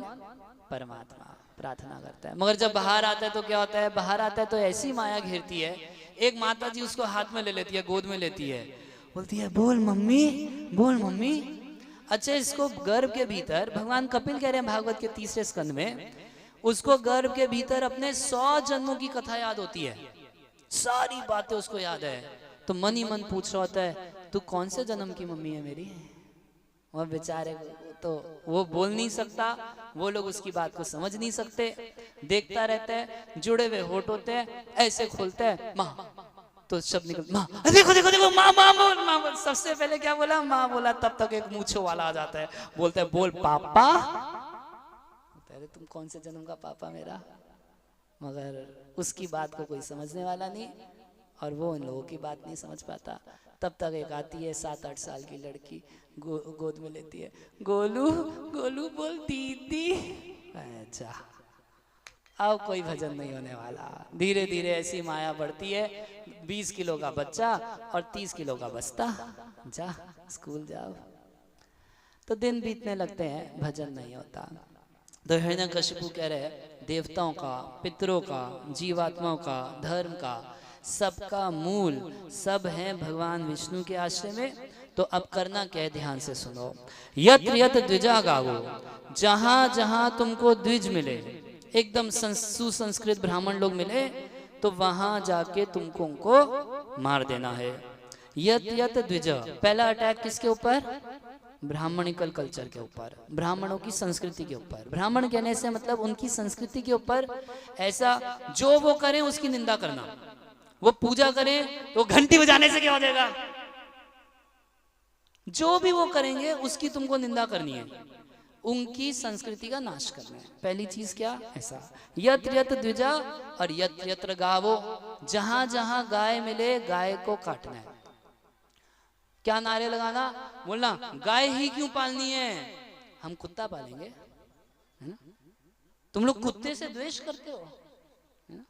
और प्रभुपाद जी बोलते थे ठीक बात है, अगर तुम जीओडी गॉड की सेवा नहीं करोगे तो डीओजी डॉग की सेवा तो करनी ही पड़ेगी। और आप विदेशों में जाके देखेंगे लोग कुत्ता पालते हैं, इतना प्यार से कुत्ता पालते हैं। विदेशों में नियम है, आपका भारत में भी है, कुत्ता तो भारत में भी पालते हैं, मगर विदेशों में एक स्पेशल नियम है, अगर आपका कुत्ता रास्ते में सड़क पे कहीं टट्टी कर दिया तो आपके ऊपर कुछ फाइन लगेगा। कई कई जगह में इतना भारी फाइन है, $200-300 जितना फाइन है, मतलब 1-1 लाख रुपए जितना फाइन है। तो विदेशों में लोग लेके जाते हैं अपने कुत्ते को, एक हाथ से कुत्ते का पट्टा पकड़ते हैं, दूसरे हाथ में एक लिफाफा लेके चलते हैं। यदि ये रास्ते में कहीं प्रसाद गिराएगा तो पन्नी में उसको पकड़ उठा लेंगे। जब वो गिराता है पन्नी में भर लेते हैं, एक हाथ में उसका टांगते हैं टट्टी और दूसरे हाथ में उसका पट्टा। ऐसे कुत्ते की सेवा तो करेंगे, मगर गौ माता जो हमारा इतना उपकार करती है, हमको दूध देती है, हमारी माँ है, उसका मूत्र काम का, उसका गोबर काम का, हर प्रकार से गौ माता कृपा करने वाली है। ऐसी गौ माता की रक्षा हम लोग नहीं करेंगे। बोले जहां जहां यत्र यत्र द्विजा गावो, जहां जहां गाय दिखे, जहां जहां वेद पढ़ने वाले दिखे। तीसरी चीज कह रहे हैं वेद वर्णाश्रम क्रिया, जहां जहां तुमको वेद दिखे, कोई ग्रंथ दिखे तो उस ग्रंथ को जला देना, आग लगा देना। तो असुर लोग सोचते हैं कि यदि हम ग्रंथों को आग लगा देंगे तो फिर हम सनातन धर्म को मूल से खत्म कर देंगे। इसीलिए ऐसे अनपढ़ शिक्षा मंत्री जो होते हैं, हम रामचरितमानस जला देंगे। तुम पढ़े हो कभी रामचरितमानस को? कमेंट करते हो उसके ऊपर? पहले बताओ। देखिए, कमेंट करने का अधिकार सबको है नहीं, किसको होना चाहिए? जो उसको पढ़ा है उसी को होना चाहिए ना। अब मान लीजिए मैं कभी स्कूल गया नहीं, मैं कभी कॉलेज गया नहीं, मैं कभी बायोलॉजी पढ़ा नहीं, MBBS तो मैं किया ही नहीं, आप लोगों को मालूम ही होगा, नहीं किया, सच में नहीं किया, नहीं किया। और मैं आपको पकड़ लूं, बोलूं आइए आइए इधर आइए, मैं आपको बताता हूँ आपको क्या बीमारी है, और मैं आपको ऐसे नस पकड़ूंगा, बोलूँ आपकी किडनी खराब है, मैं आपकी किडनी का ऑपरेशन करूंगा, मगर मैं कभी MBBS पढ़ा नहीं, किसी स्कूल कॉलेज में गया नहीं। आप में से कौन कौन अपनी किडनी का ऑपरेशन मुझसे करा लेगा? हाथ खड़ा कीजिए। एक वो माता जी कराएगी, आ जाओ आ जाओ, तुम्हारी किडनी बिकवाते हैं। कोई नहीं कराएगा ना। कारण क्या? अरे जब तुम पढ़े नहीं हो तो तुम मेरा ऑपरेशन क्या करोगे? काट के छोड़ दोगे मेरे को? यही होगा ना। तो जिस चीज को आप पढ़े नहीं, कभी किसी गुरु के आश्रय में रह के, किसी वैदिक स्कूल में तुम ग्रंथ को पढ़े नहीं, भागवत पढ़े नहीं, गीता पढ़े नहीं, उस पे तुम कमेंट करोगे, कोई पूछेगा ना डिग्री दिखा पहले अपना। तेरे पास कौन सी डिग्री है? भक्ति शास्त्री है, भक्ति वैभव है, भक्ति सिद्धांत है, ये सब डिग्री होती है। 4 संप्रदाय, 4 शंकराचार्य हैं और 4 वैष्णव संप्रदाय। अरे कहीं से तो प्रमाण दिखाओ कि देखो मैं पढ़ाई किया था गुरु के पास रह के। तब तू पढ़ाई किया नहीं तो कमेंट कैसे करता है? फिर किस आधार पर जलाता है जब तेरे को समझ में ही नहीं आया? मगर ऐसे ऐसे असुर होते हैं। ये परंपराएं हिरण्यकशिपु के समय से चली आ रही हैं। यत्र यत्र द्विजागावो वेद वर्णाश्रम क्रिया, जहां वेद दिखे, जहां वर्णाश्रम पालन करते हुए लोग दिखे, तम तम जनपदम यातः, उन उन जगहों पर जाओ, उन उन जनपद पर भी जाओ, मतलब उन शहरों में जाओ, नगरों में जाओ, और वहां जाके क्या करो? संधिपयतः, वहां जाके आग लगा दो, फायर, तुरंत जला दो। और विशेषतः, और जितने वृक्ष मिले उसको काट देना। कौन कौन से वृक्ष काट देना विशेष रूप से? तो बोला आम काट देना और कटहल काट देना। बोला खाने पीने वाले हैं। माता जी तो बहुत दुखी हो जाएगी सुन के। इनको आम और कटहल बड़ा अच्छा लगता है, मगर हिरण्यकशिपु की नजर उसी पे थी। बोला आम के वृक्ष सारे। अब सोचिए यहाँ पर अगर कोई आए और आपकी सरकार आज आदेश दे दे, उस समय तो हिरण्यकशिपु की सरकार थी, हमने संविधान में नियम बनाया है सारे आम के वृक्ष जला दो, काट दो, क्या होगा सोचिए। हम लोग का तो आम कितना फेवरेट है ना, यहाँ तो मिथिला का आम प्रसिद्ध है। आम खत्म कर दो, कटहल खत्म कर दो, जहाँ जो मतलब लोग खा खा के पोषित ना हो, तो धीरे धीरे क्या होगा? सब लोग कमजोर हो जाएंगे, सब लोग मरेंगे। जब इस तरीके से तुम लोग करोगे, मेरे आदेश के अनुसार काम करोगे, तब मेरी भाई की आत्मा को शांति मिलेगी। तो वो तो सारे राक्षस से असुर थे, एकदम खुश हो गए। बोलो हिरण्यकशिपु महाराज की। वो असुर थे, बोले हिरण्यकशिपु महाराज की जय, हिरण्यकशिपु सरकार जिंदाबाद, हिरण्यकशिपु सरकार जिंदाबाद। वो सारे के सारे हिरण्यकशिपु के आदेश को अपने सर आंखों पर रखे। ऐसा लिखा गया इति ते भारत निर्देशम, जब अपने भरतुर अपने स्वामी के निर्देश प्राप्त किए, उनकी आज्ञा को सर आंखों पर रखे। सर और आंख, सर आंख समझे ना, सर आंख मतलब एकदम माने उसको, एकदम हृदय से माने। और उसके बाद इधर कभी जाके भगवान को तो प्रणाम किए नहीं थे, मगर तुरंत महाराज हिरण्यकशिपु के चरण, महाराज आप आशीर्वाद देंगे तो हम सारे नगर ग्राम जला देंगे। ये तो राक्षसों की नीति है, और क्या नीति है। तो इस तरीके से जाते थे, नगरों में जाते थे, गांव में जाते थे, खेत के खेत जला देते थे। कहीं साधुओं की झोपड़ी देखते थे तो बेचारे साधुओं की झोपड़ी में आग लगा देते थे, किसानों के घरों में आग लगाते देते हैं। और इस तरीके से कभी कभी ऐसा कोई नदी पार करने के लिए कोई सेतु होगा, ब्रिज समझते हैं क्या, पुल, कोई पुल होगा तो खड़े होके देखते थे। अच्छा, जब उस पुल पे खूब भीड़ हो जाती थी आने वालों की जाने वालों की, तो उसको बीच में से काट देते थे। जा सारे के सारे नदी में जाके मारो। तो इस तरीके से कितने सारे ब्रिज तोड़ देते थे, दीवारें तोड़ देते थे। जितने वृक्ष थे, आम के वृक्ष थे, कटहल के वृक्ष थे, बेर के वृक्ष थे, ये थे वो थे, सारे के सारे नष्ट करने लगे। इस तरीके से सब जगह हाहाकार हो गई। हिरण्यकशिपु बड़ा दुखी था, बड़ा दुखी था अपने भाई की मृत्यु से, और इस तरीके से बहुत उत्पात मचाया करता था। अब हुआ क्या, इधर जब घर वापस लौटा हिरण्यकशिपु तो देखा कि माँ बड़ी दुखी है, भाभी बड़ी दुखी है, हमारे बाकी भाई बंधु जितने भी हैं सारे बड़े दुखी हैं। क्यों? भाई मर गया था ना, हिरण्याक्ष मर गया था। तब हिरण्यकशिपु सब लोगों को संबोधित किया और श्लक्षणाया वाचा, बड़े मधुर वचन से प्रवचन करना शुरू किया। हिरण्यकशिपु बोला, अम्बा अम्बा, हे माँ, हे माँ, हे वधू, वधू मतलब भाभी, भाई की पत्नी वधू, हे वधू, हे पुत्रा, हे मेरे बच्चों, तुम लोग दुखी मत हो हिरण्याक्ष की मृत्यु पर। वीर महार्थ शोचितम, किसी वीर के लिए, मेरा भाई हिरण्याक्ष वीर था, वो युद्ध भूमि में मरा है, वीर गति को प्राप्त किया। देखिए बदमाश, वो युद्ध, वो कोई धर्म का युद्ध थोड़ी ना लड़ने गया था, वो तो केवल दो दो हाथ करने के लिए भगवान के साथ पंगा लेने के लिए गया था।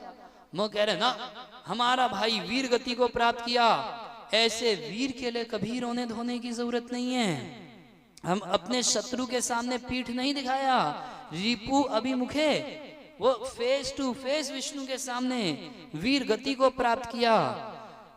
वो बहुत महान है, उसके लिए रोना धोना नहीं चाहिए। और तब हिरण्यकशिपु गीता का प्रवचन शुरू किया। तो एक भगवत गीता थी, एक हिरण्यकशिपु गीता, हिरण्यकशिपु की भी एक गीता का प्रवचन शुरू किया। बोला तुम रोते हो, देखो इस संसार का नियम समझ लो। भूतानाम यह संवासः प्राप्यम यह सुव्रते है। हे सुव्रते, जैसे इस संसार में यात्री जो होते हैं, घूमते फिरते लोग, तो एक जगह पर 10-20 लोग इकट्ठे हो जाते हैं, मगर वो उनका घर तो नहीं है ना। जैसे आप लोग देखे होंगे कभी कभी बाजार लगता है, सोम बाजार, बुध बाजार, कुछ बाजार लगता है, तो बाजार में दुकानदार भी और गांव के लोग भी, कई कई गांव के लोग वहां पर इकट्ठे हो जाते हैं। एक बार की बात थी, ऐसी एक जगह पे बाजार लगा था, उस गांव की एक बुढ़िया थी। बुढ़िया देखी बाजार लगा, बड़ा भीड़ जुटा, इस गांव से उस गांव से उस गांव से हजारों हजारों लोग जुटे। बड़ा टेंशन में आ गई, ये लोग रात को सोएंगे कहाँ पर, क्या खाएंगे, कैसे होगा कैसे होगा कैसे होगा, टेंशन लेने लगी।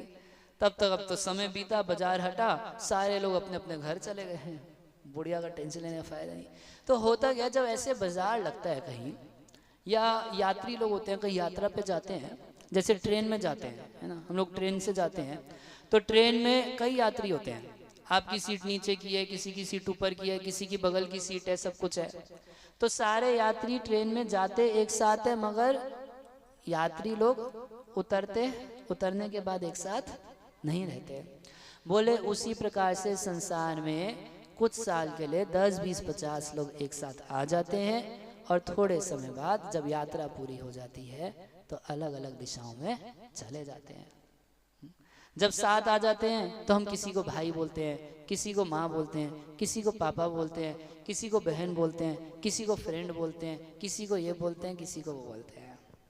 मगर ये संसार का नियम है। हम में से कोई इस बात का अनुभव कर सकता है कि जब हम छोटे थे, बच्चे थे, तो स्कूल में कुछ दोस्त बनाए, जैसे जैसे क्लास बढ़ी, 10वीं में आए, 12वीं में आए, वो दोस्त बदल गए, दूसरे दोस्त हो गए, है ना। फिर जब कॉलेज में आता है व्यक्ति, तो स्कूल के दोस्त छूट जाते हैं, कॉलेज में नए दोस्त हो जाते हैं। कॉलेज में जिनको दोस्त बनाता है, ऑफिस जाता है तो कॉलेज के दोस्त यहीं रह जाते हैं, ऑफिस में कुछ अलग दोस्त हो जाते हैं। बदलते हैं नहीं बदलते। और बड़ा होता है, शादी हो जाता है, तो कुछ पड़ोसियों से दोस्ती करता है, फिर दोस्त बदल जाते हैं। फिर और जब बूढ़ा होने लगता है तो कुछ और लोगों से दोस्ती करता है, फिर दोस्त बदल जाते हैं। तो जब जीते जी इतनी बार सारे दोस्त बदल जाते हैं, तो मरने के बाद ये सारा का सारा परिवार और दोस्त बदल जाएंगे, समझने में क्या मुश्किल है। अच्छा, माताओं को तो समझना बिल्कुल मुश्किल है ही नहीं, उनका तो परिवार ही बदल जाता है विवाह के बाद, है ना। विवाह से पहले एक परिवार, विवाह के बाद दूसरा परिवार में चली जाती है। अच्छा, पहले जब विवाह हो रहा होता है उस समय सोचती है नहीं नहीं नहीं, मैं इस फैमिली में ज्यादा अटैचमेंट रही, तो मेरी अपनी फैमिली है। मगर 5 साल 10 साल बीते बीते अब अपनी माँ को कभी कभी फोन करके हालचाल पूछ लेती है। विवाह हुआ होता है तो रोज फोन करती है। 10 दिन, 2 महीना, 3 महीना, 4 महीना बीतता है तो उसके बाद 2 दिन पे एक बार फोन करना शुरू करती है। और जब उसको संतान हो जाए, परिवार में एकदम लग जाती है, 5-10 साल बाद हफ्ते में एक दिन फोन करके हालचाल पूछ लेती है, सब ठीक चल रहा है भाई, है ना, चलो ठीक है, आऊंगी, कभी आऊंगी, बच्चों की छुट्टी होगी तो आऊंगी, है ना। तो महिलाएं तो आराम से समझ ही सकती हैं कि इस संसार में रहते करते फैमिली पूरा बदल जाता है। ऐसे हर व्यक्ति का बदल जाता है। बोले तो जैसे यात्री आते हैं, एक जगह पे जुटते हैं, हम लोग अभी जुटे जैसे यहाँ पर जुटे, और फिर उसके बाद 6 दिन बाद आप कहीं और हम कहीं, ऐसे जिसको जहां जाना है। बोले इसीलिए ये पता नहीं चलता दैवेन। अच्छा पूछे भाई ऐसा कैसे होता है, कौन सोच विचार करके कुछ लोगों को एक साथ कर देता है फिर अलग कर देता है। तो कह रहे हैं दैवेन एकत्र नूतनम, देव की इच्छा से, भगवान की इच्छा से कुछ लोग तो नीतनम निकट में आते हैं और कुछ लोग उन्नीतम, कुछ लोग दूर चले जाते हैं। स्वकर्म भी, भगवान के निर्देशन में अपने कर्मों के अनुसार लोग इकट्ठे होते हैं और वापस दूर हो जाते हैं। भाई माता पिता कौन बनता है? जिससे हमारा पूर्व जन्म में बहुत कुछ लेना देना बाकी बचता है, तो उसी को माता पिता के रूप में दे देते हैं। कभी कभी तो ऐसा होता है कि कोई हमारा शत्रु होता है, बहुत भारी शत्रु होता है, तो भगवान उसको हमारा बेटा के रूप में भेज देते हैं। क्यों? सबसे ज्यादा वही रुलाएगा, है ना? रुलाएगा कौन? वो अगर आज रुला रहा है तो समझ लीजिए कि पूर्व जन्म में आपका शत्रु था और आपके कर्म के अनुसार आज बेटे के रूप में आया, आप उसको बेटा बेटा बोल रहे हैं, आपका शत्रु, तब तो आज आपको आंसुओं से रुला रहे हैं। नहीं तो ऐसा क्यों करता वो? अगर आपका प्रिय बंधु होता तो इस संसार में सब लोगों का किसी न किसी से कुछ लेना देना बाकी बचता है, वही लोग इकट्ठे हो जाते हैं, अलग अलग संबंधों के रूप में हो जाते हैं। कोई पड़ोसी बनता है। हम लोगों में से कोई तो इस संसार में आने से पहले अपना पड़ोसी चुना नहीं था। मैं चाहूंगा इस बार तो गंगा गांव में जन्म लूंगा। हमें से कोई ऐसा कोई नहीं, हमें थोपा गया, जाओ तुमको इसी गांव में जन्म मिलेगा। फिर हमें से कोई अपना पड़ोसी चूज किया, मैं जाऊंगा इस बार। भाई भगवान आते हैं तो भगवान तो पहले से बोलते हैं, बोले कि इस बार मैं जाऊंगा तो अयोध्या में जन्म लूंगा। भय प्रकट कृपाला दीन दयाला। अच्छा माँ किसको बनाओगे? तो कौशल्या हितकारी, मैं कौशल्या को माँ बनाऊंगा। अच्छा पिता किसको बनाओगे? मैं दशरथ को पिता बनाऊंगा।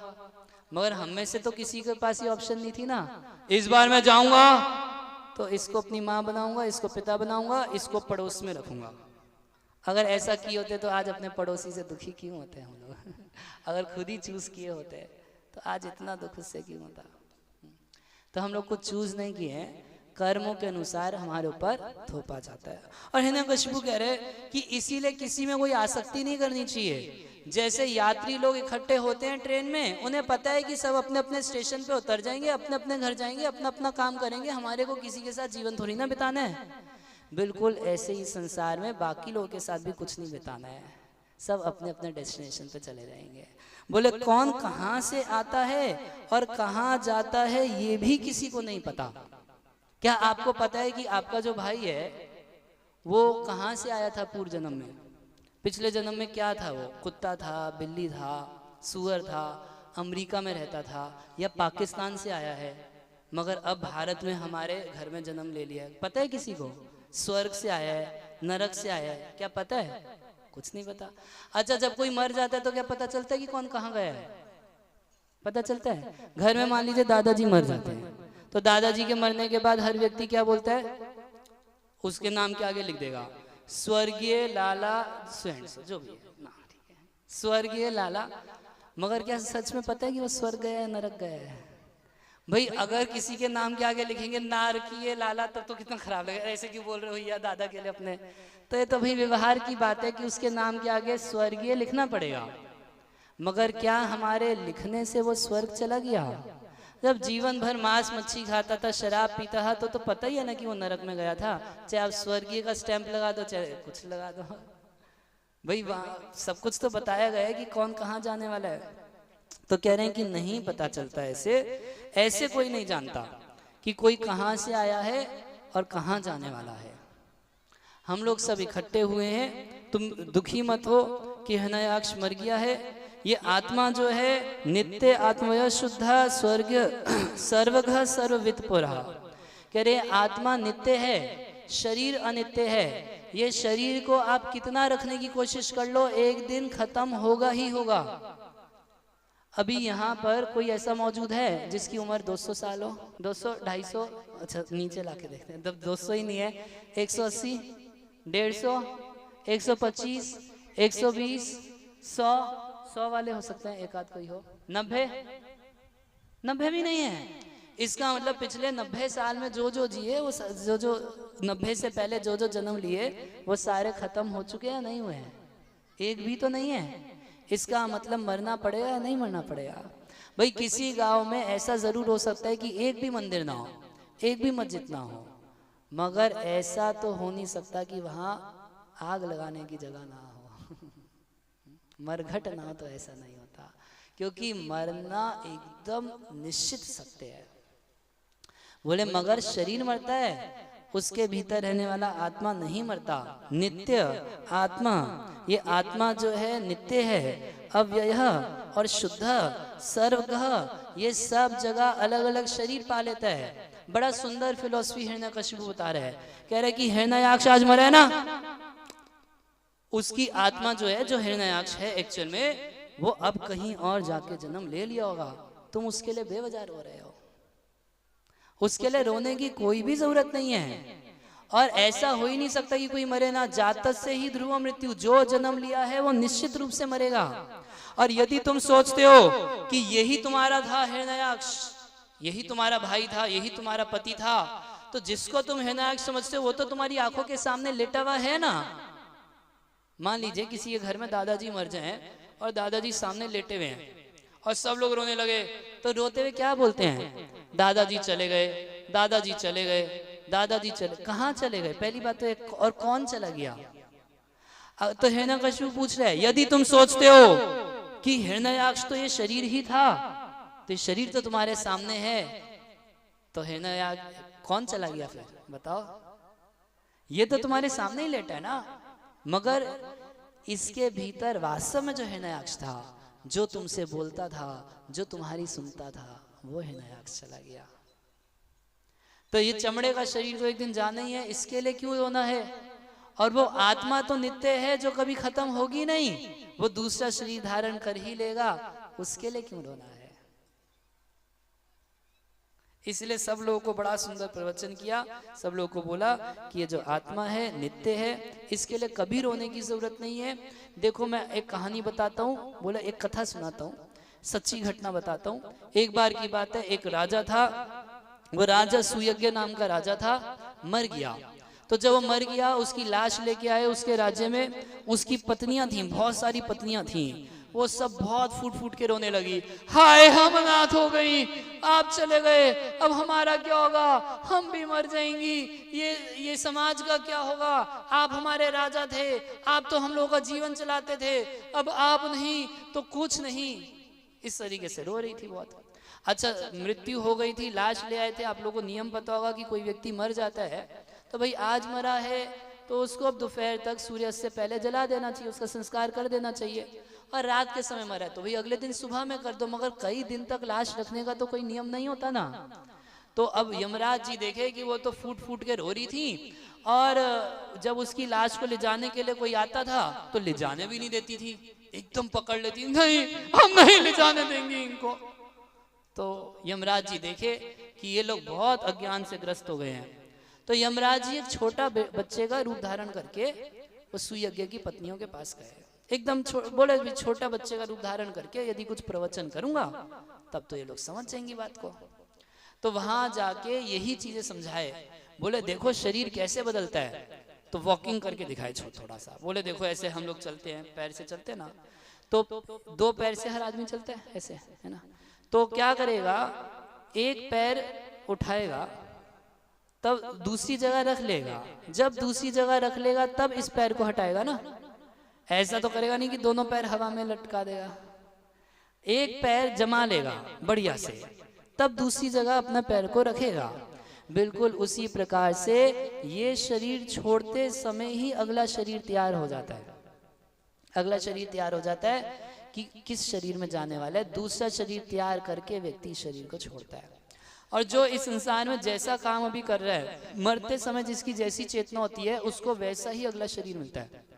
कोई व्यक्ति बहुत मांस खाता है, बहुत मांस खाता है, तो भगवान बोलते हैं भाई मनुष्य शरीर में 9 मीटर की आंत में तू कितना मांस पचाएगा, मैं तेरे को शेर का शरीर दे देता हूं, मांस ही मांस खा, जैसी इच्छा होगी वैसा शरीर मिल जाएगा। एक बार की बात है, प्रभुपाद जी विदेश में थे, तो एक लड़का था बहुत घंटों से पानी में नहा रहा था, पानी में खूब नहा रहा था। तो प्रभुपाद जी बोले क्या कर रहे हैं, तो शिष्य लोग बोले ये सर्फिंग कर रहे हैं, मतलब पानी में खेल रहा है, पानी में खेल रहा है। प्रभुपाद जी बोले सफरिंग कर रहा है ये दुख भोग रहा है, सर्फिंग नहीं कर रहा है, सफरिंग कर रहा है, दुख भोग रहा है। प्रभुपाद जी बोले ये ऐसे इतनी देर पानी में रहता है, इसकी इच्छा है कि पानी में रहूं, पानी में रहूं, भगवान इसको अगला शरीर मछली का दे देंगे कि रहे तू पानी में रहना चाहता है तो पानी में रहे। जैसी चेतना में शरीर में यम यम वापी स्मरण भावम त्यजन्त्यन्ते कलेवरम, मरते समय व्यक्ति जैसी चेतना में मरेगा अगला शरीर उसको वैसा दे दिया जाएगा। तो अगले जन्म में क्या बनेगा? मछली बनना पड़ेगा। और यदि मिथिला में से किसी व्यक्ति को पता चल गया मछली, उसको खा जाएगा और उसको मल बना देगा। तो हमारे को मरते समय जैसी चेतना जैसी इच्छा वैसा अगला शरीर होता है। बोले कितना आश्चर्य की बात है, अहो अहो कितने आश्चर्य की बात है कि अहमिशाम वयसाम अधिकम, ये सारे लोग जो है, वो छोटा सा 5 साल का बच्चा जैसे आए थे, ये सारे लोग जो हैं उम्र में मुझसे बहुत बड़े हैं, मगर ये बोंधु बसंत हैं। इनको इतना सा ज्ञान नहीं है कि मरने के बाद कोई व्यक्ति कहाँ जाता है नहीं पता और कभी लौट के वापस नहीं आता। आप उस लाश को सेद के रख लो, कई दिनों तक सेद के रख लो।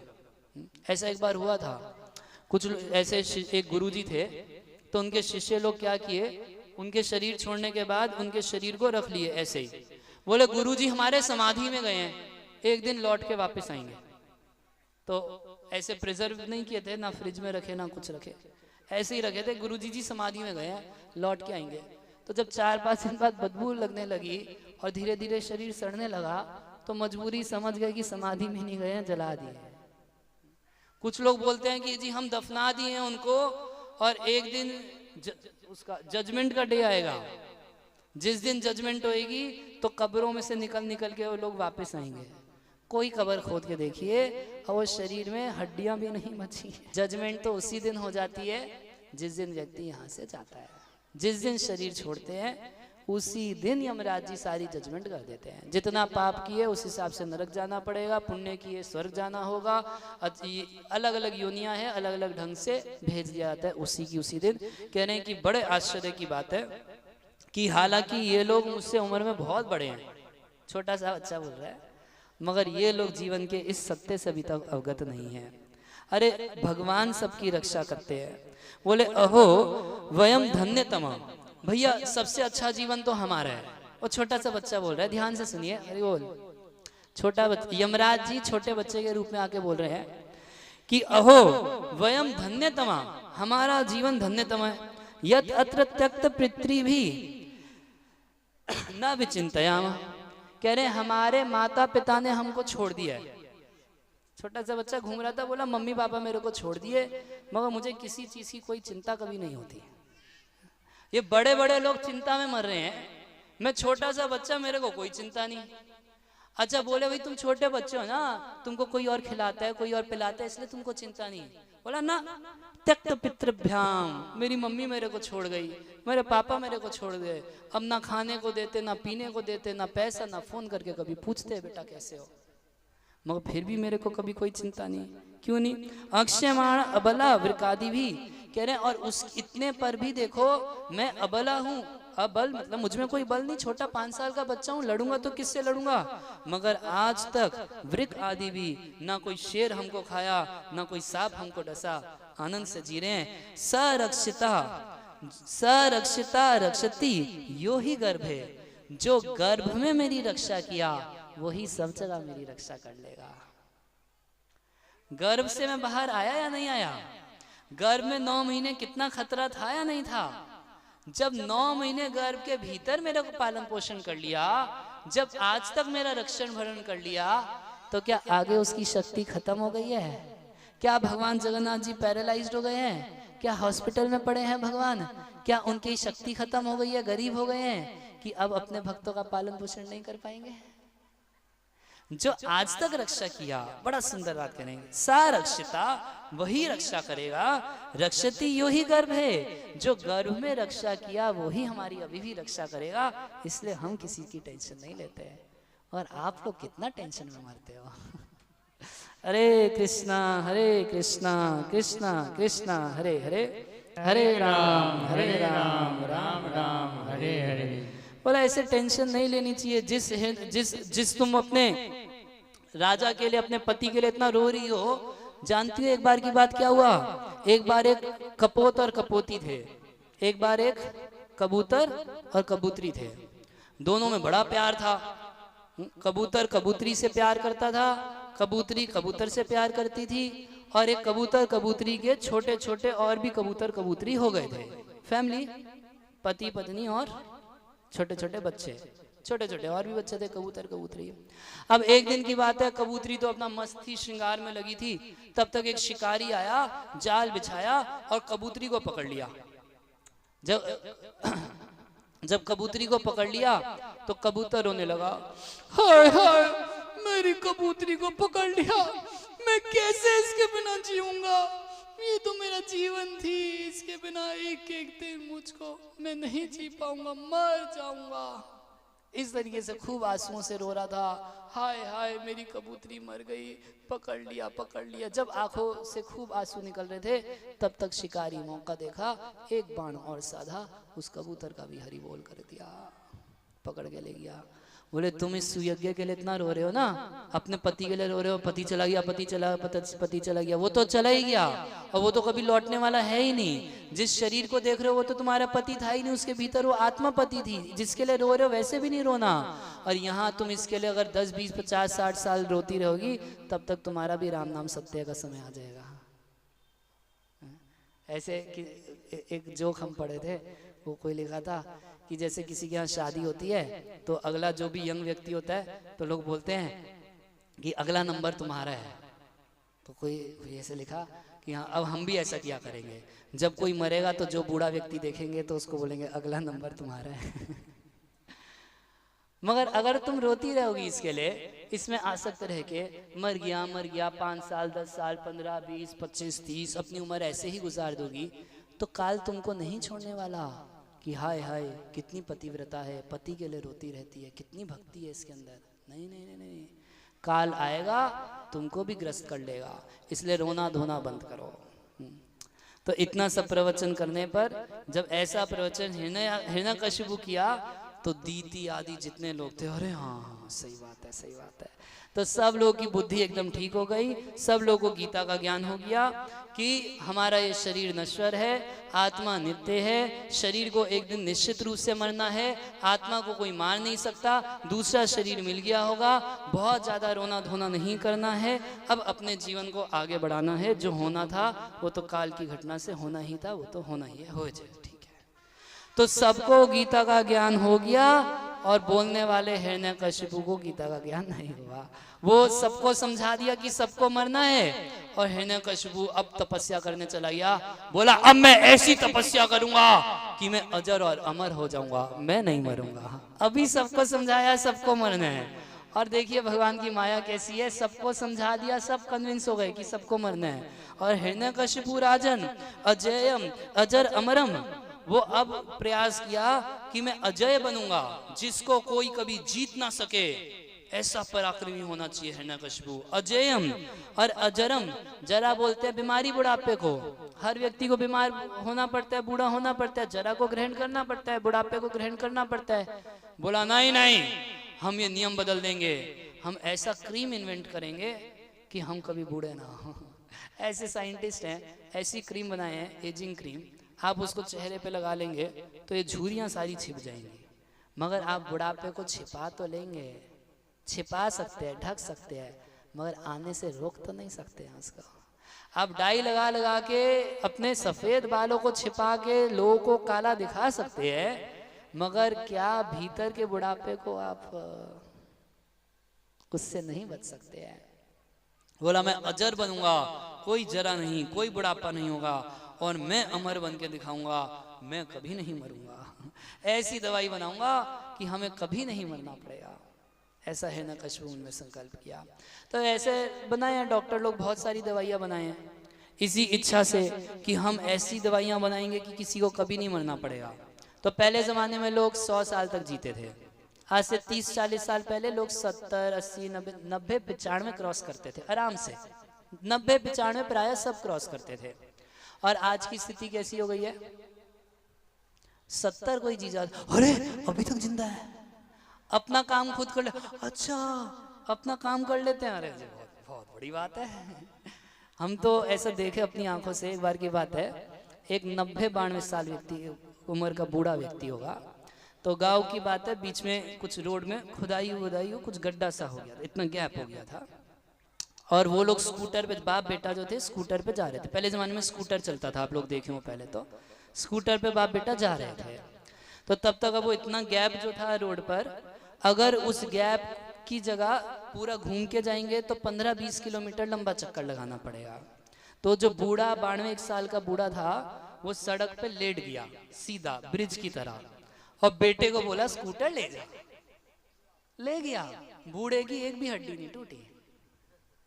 और आजकल तो छोटे से बच्चे, हम लोग अगर कुछ उठाएंगे तो वो लोग बोलते ना भी हिले है ना, लूज मोशन लग जाता है 10-20-30 किलो उठाने पर। स्कूटर अपनी पीठ के ऊपर से 92 साल का बुढ़ा पार लगा दिया, बेटा ऊपर चढ़ा था।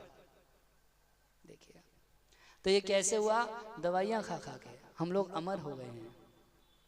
तो मरना तो सबको पड़ता है, तब ये एम्स अपोलो नहीं बचा पाता। तो इस तरीके से उसने विचार किया कि अप्रतिद्वंदम एकम राजम, मैं ऐसा कुछ करूंगा कि मैं अकेला राजा रहूंगा और मेरा कोई प्रतिद्वंदी नहीं होना चाहिए। ब्रह्मा जी ने बहुत सारे नियम बनाए हैं, मैं सारे नियमों को उल्टा कर दूंगा। जो लोग तपस्या करते हैं आज दुख भोगते हैं, कल भी नरक जाएंगे, दुख भोगेंगे। जो लोग खूब शराब पीते हैं, खुशी से रहते हैं, सुख से रहते हैं, वो सारे के सारे स्वर्ग जाएंगे। अभी बढ़िया से रहते हो, बाद में भी बढ़िया से रहो। तुम अभी दुख पाते हो, बाद में भी दुख। बोला सारा नियम उल्टा कर दूंगा। ये नहीं तपस्या करने वाले ऊंचे लोकों में जाएंगे और शराब आदि पीने वाले नरक में जाएंगे। क्यों? जब वो आज लाइफ को एंजॉय कर रहा था तो कल भी उसको एंजॉयमेंट देंगे। और आज ये लोग सब तपस्या कर करके पतले दुबले मर रहे हैं, अब तुम लोग बाद में भी मरोगे नरक भेज दिया जाएगा सारा तुम लोगों को। तो इस तरीके से ऐसा इच्छा हुआ हिरण्यकशिपु का, और हिरण्यकशिपु बड़ी कठोर तपस्या करने लगा। अपने पैर के अंगूठे के ऊपर, एक पैर के अंगूठे पर खड़े होके दोनों हाथ ऐसे ऊपर करके और सर को ऐसे ऊपर, आंखों से ऊपर की तरफ देखता है, नीचे कभी करता नहीं। और हजारों साल तक पानी तक नहीं पिया। उसके शरीर पर दीमक लग गया, चींटे लग गए, उसका जितना मांस था सारा का सारा दीमक खा गया। हड्डियों के बीच में अपने प्राण को बचा के रखा।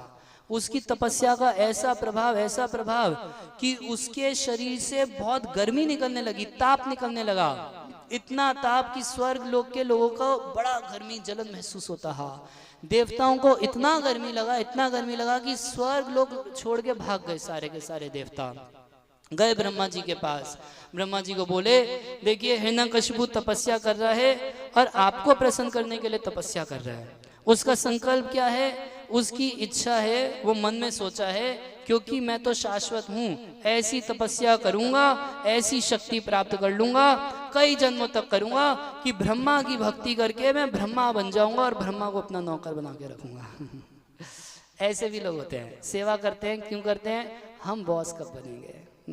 तो इसी इच्छा से ब्रह्मा जी के लिए तपस्या कर रहा था। और मन में क्या रखा था, बोला अरे क्या करेगा ध्रुव लोक।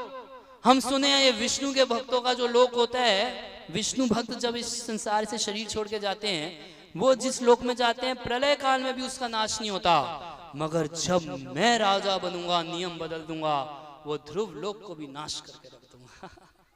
एकदम मूड में था।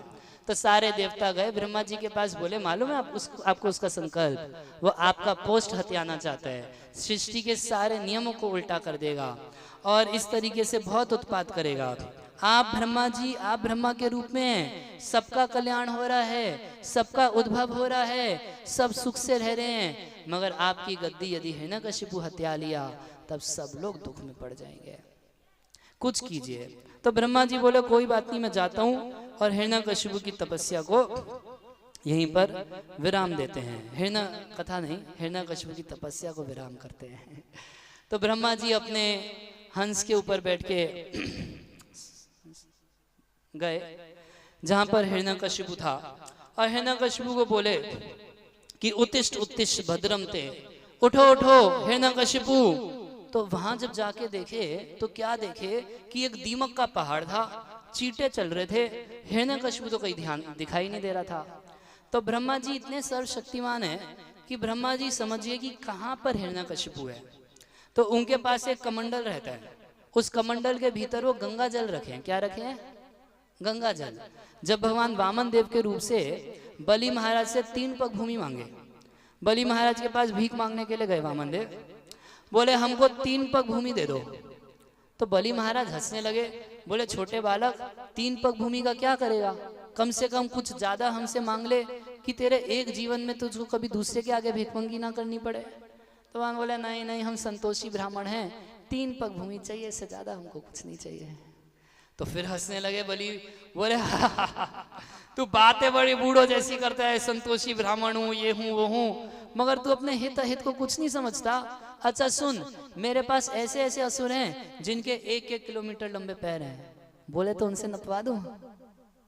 तो फिर वामन देव बोले नहीं नहीं, मैं संतोषी ब्राह्मण हूँ।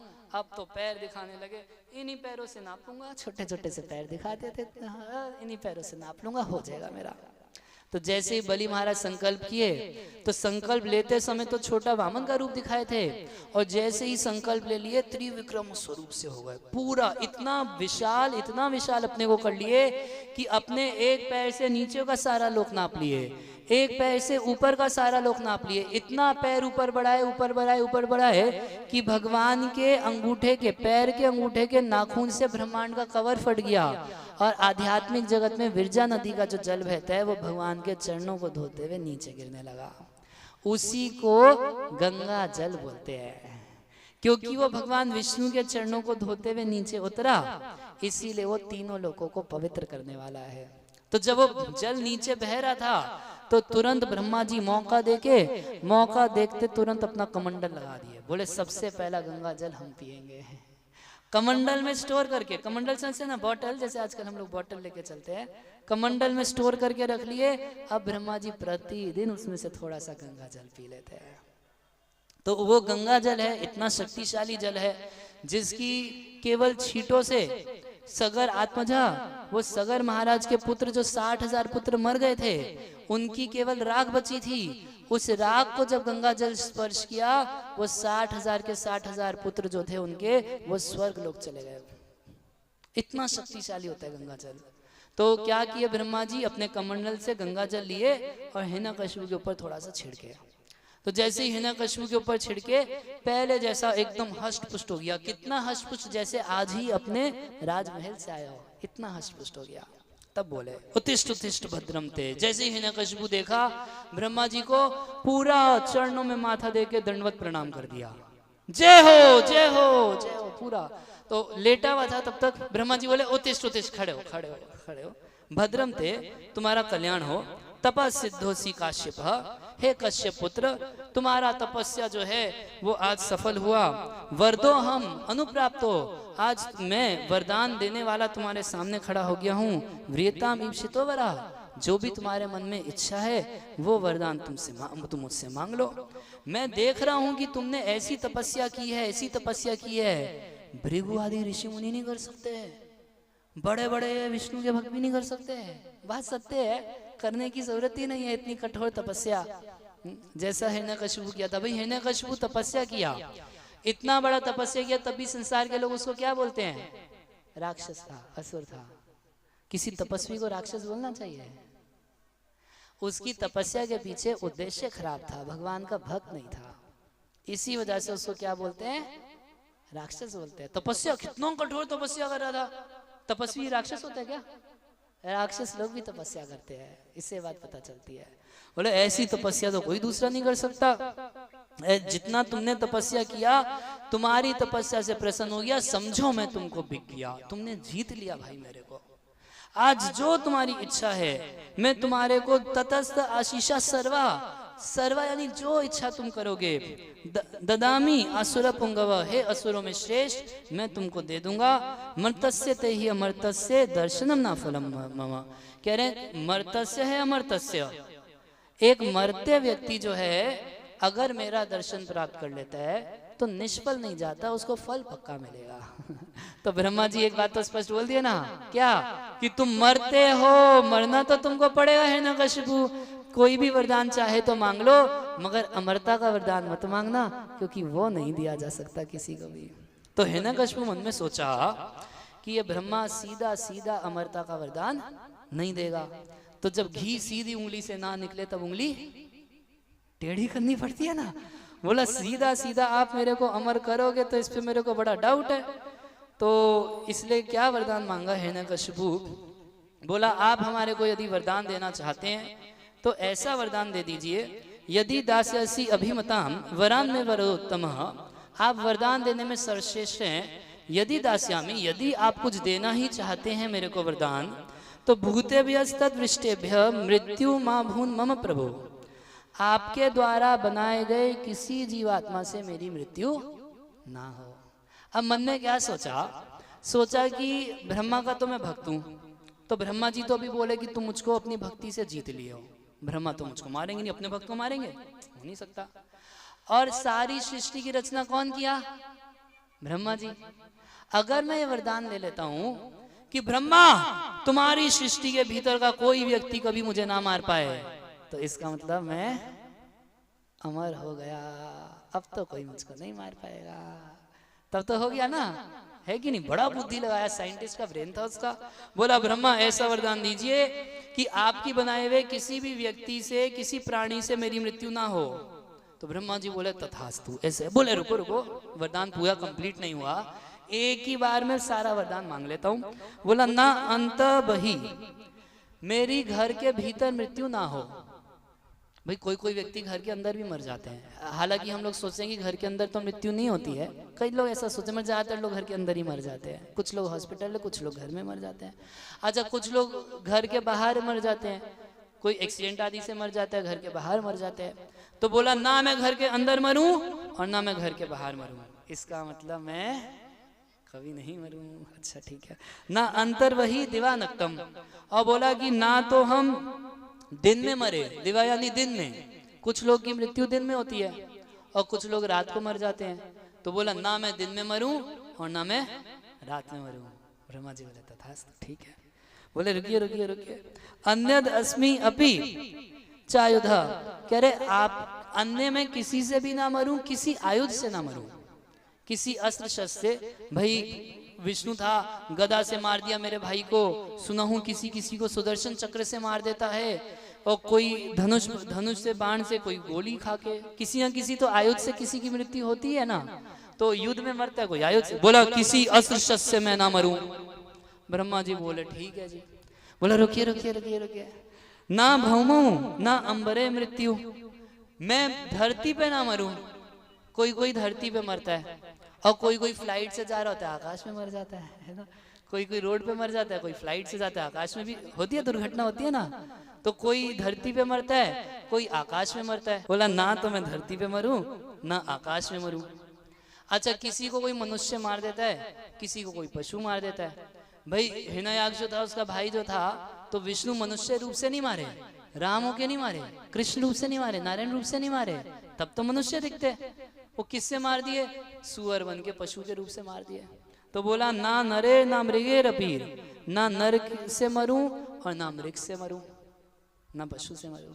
अच्छा, ब्रह्मा जी बोले भी ठीक है, अब तो हो गया। नहीं नहीं नहीं, रुकिए रुकिए रुकिए रुकिए।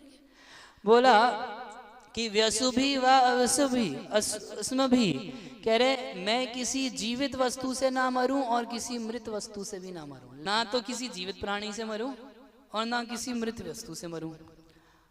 ब्रह्मा जी बोले तथास्तु, ये भी ठीक है। फिर बोला रुकिए रुकिए रुकिए रुकिए, कह रहे वाह सुरा असुरा महाग्रही, कह रहे ना मैं किसी सुर यानी देवता से मरूं और ना किसी असुर से मरूं। ब्रह्मा जी बोले तथास्तु। फिर उसके बाद बोला कि मैं किसी महाउरुगई, मैं किसी सांप आदि बिच्छू आदि के डसने से भी ना मरूं। कुछ लोग वैसे मर जाते हैं। तो ब्रह्मा जी बोले चलो ये भी ठीक है। तो अंत में सब कुछ मिला मिलू के बोला कि मैं आपकी सृष्टि के भीतर किसी व्यक्ति से कभी ना मरूं, ये वरदान दे दीजिए। ब्रह्मा जी बोल दिए तथास्तु। तब तो हिरण्यकशिपु अजर अमर हुआ या नहीं हुआ? हुआ या नहीं हुआ? नहीं हुआ। क्यों नहीं हुआ? कितना बढ़िया वरदान। मैं आपको संक्षेप में बताता हूँ क्या वरदान मांगा। बोला आपके बनाए हुए किसी व्यक्ति से ना मरूं, ना घर के भीतर मरूं, ना घर के बाहर मरूं, ना आकाश में मरूं, ना धरती पे मरूं, ना दिन में मरूं, ना रात में मरूं, ना जीवित वस्तु से मरूं, ना मृत वस्तु से मरूं, ना मनुष्य से मरूं, ना पशु से मरूं, किसी अस्त्र शस्त्र से ना मरूं, किसी गीले से ना मरूं, किसी सूखे से ना मरूं। मतलब क्या है? मतलब मैं कभी ना मरूं। वह भगवान बोले कोई बात नहीं बेटा, ले ले वरदान, ब्रह्मा से जितना वरदान लेना है। तू दिन बोला था ना दिन में मरूं ना रात में मरूं, भगवान बोले शाम को मारूंगा।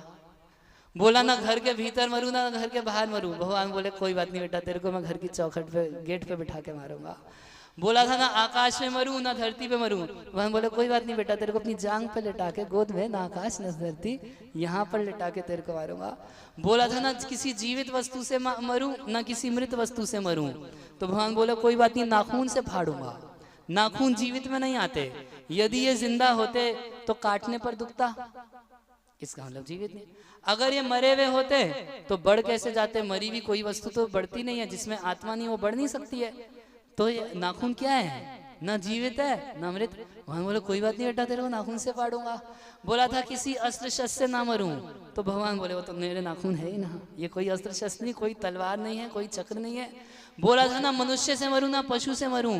तो भगवान बोले आधा मनुष्य आधा पशु के रूप में, नरसिंह के रूप में आ जाऊंगा। तो ऊपर का मुख जो है वो सिंह के आकार का, नीचे का धड़ जो है मनुष्य के आकार का। अगर कोई बोले कि ये मनुष्य है, अरे ऐसा मनुष्य तो कभी देखा नहीं भाई, ऊपर से शेर जैसा मुख है, दाढ़ एकदम बड़ा, नहीं नहीं ये मनुष्य नहीं हो सकता।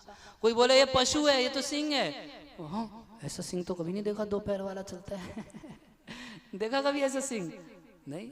तो ना मृगम ना मानुषम। अच्छा अंतिम बात बोला था कि ब्रह्मा तुम्हारी सृष्टि के भीतर किसी से ना मरूं। तो भगवान बोले मैं तो ब्रह्मा की सृष्टि के बाहर का हूँ, मैं तो आके मारूंगा कोई अजर अमर नहीं हो सकता। मगर हिरण्यकशिपु खूब दिमाग लगाया, बहुत सुंदर वरदान प्राप्त किया कि ना दिन में मरूं ना रात में मरूं, ना ये करूं ना ऐसे मरूं ना वैसे मरूं। ऐसा वरदान लेने के बाद अब जैसी उसने नीति बनाई थी, सभी लोगों को सताने लगा, देवताओं को सताने लगा, सब लोगों को अपने अधीन करके रख लिया था, सबको अपना नौकर चाकर बना के रख लिया, साधु संतों को भी नहीं छोड़ा था, अपना नौकर बना के रख लिया था। बुला लेता, ए नारद इधर आओ, चलो कीर्तन शुरू करो। कौन सा कीर्तन? हिरण्यकशिपु का कीर्तन करो। अब ये हरे कृष्णा नहीं करना है, क्या करना है? जय हिरण्यकशिपु जय हिरण्यकशिपु, हिरण्यकशिपु जय हिरण्यकशिपु, ऐसा कीर्तन सुनना चाहता हूँ मैं। तो नारद जी कथा कह रहे हैं कि इतना उसका शासन था कि हम भी उसकी सभा में उसका गुणगान किया करते थे। मगर नारद जी ये नहीं बोलते थे कि तुम ऐसे, बोलते थे तुम पहले भगवान विष्णु के पार्षद थे, शाप की वजह से आज हिरण्यकशिपु बन गए हो, तुम्हारा बहुत प्रेम है भगवान से, फिर भविष्य में एक दिन भगवान के चरणों को पा जाओगे, तुम्हारी जय हो तुम्हारी जय हो तुम्हारी जय हो, क्योंकि तुम्हारा नाम ही जय है जय विजय थे ना। तो इस तरीके से बहुत उत्पात बढ़ा हिरण्यकशिपु का।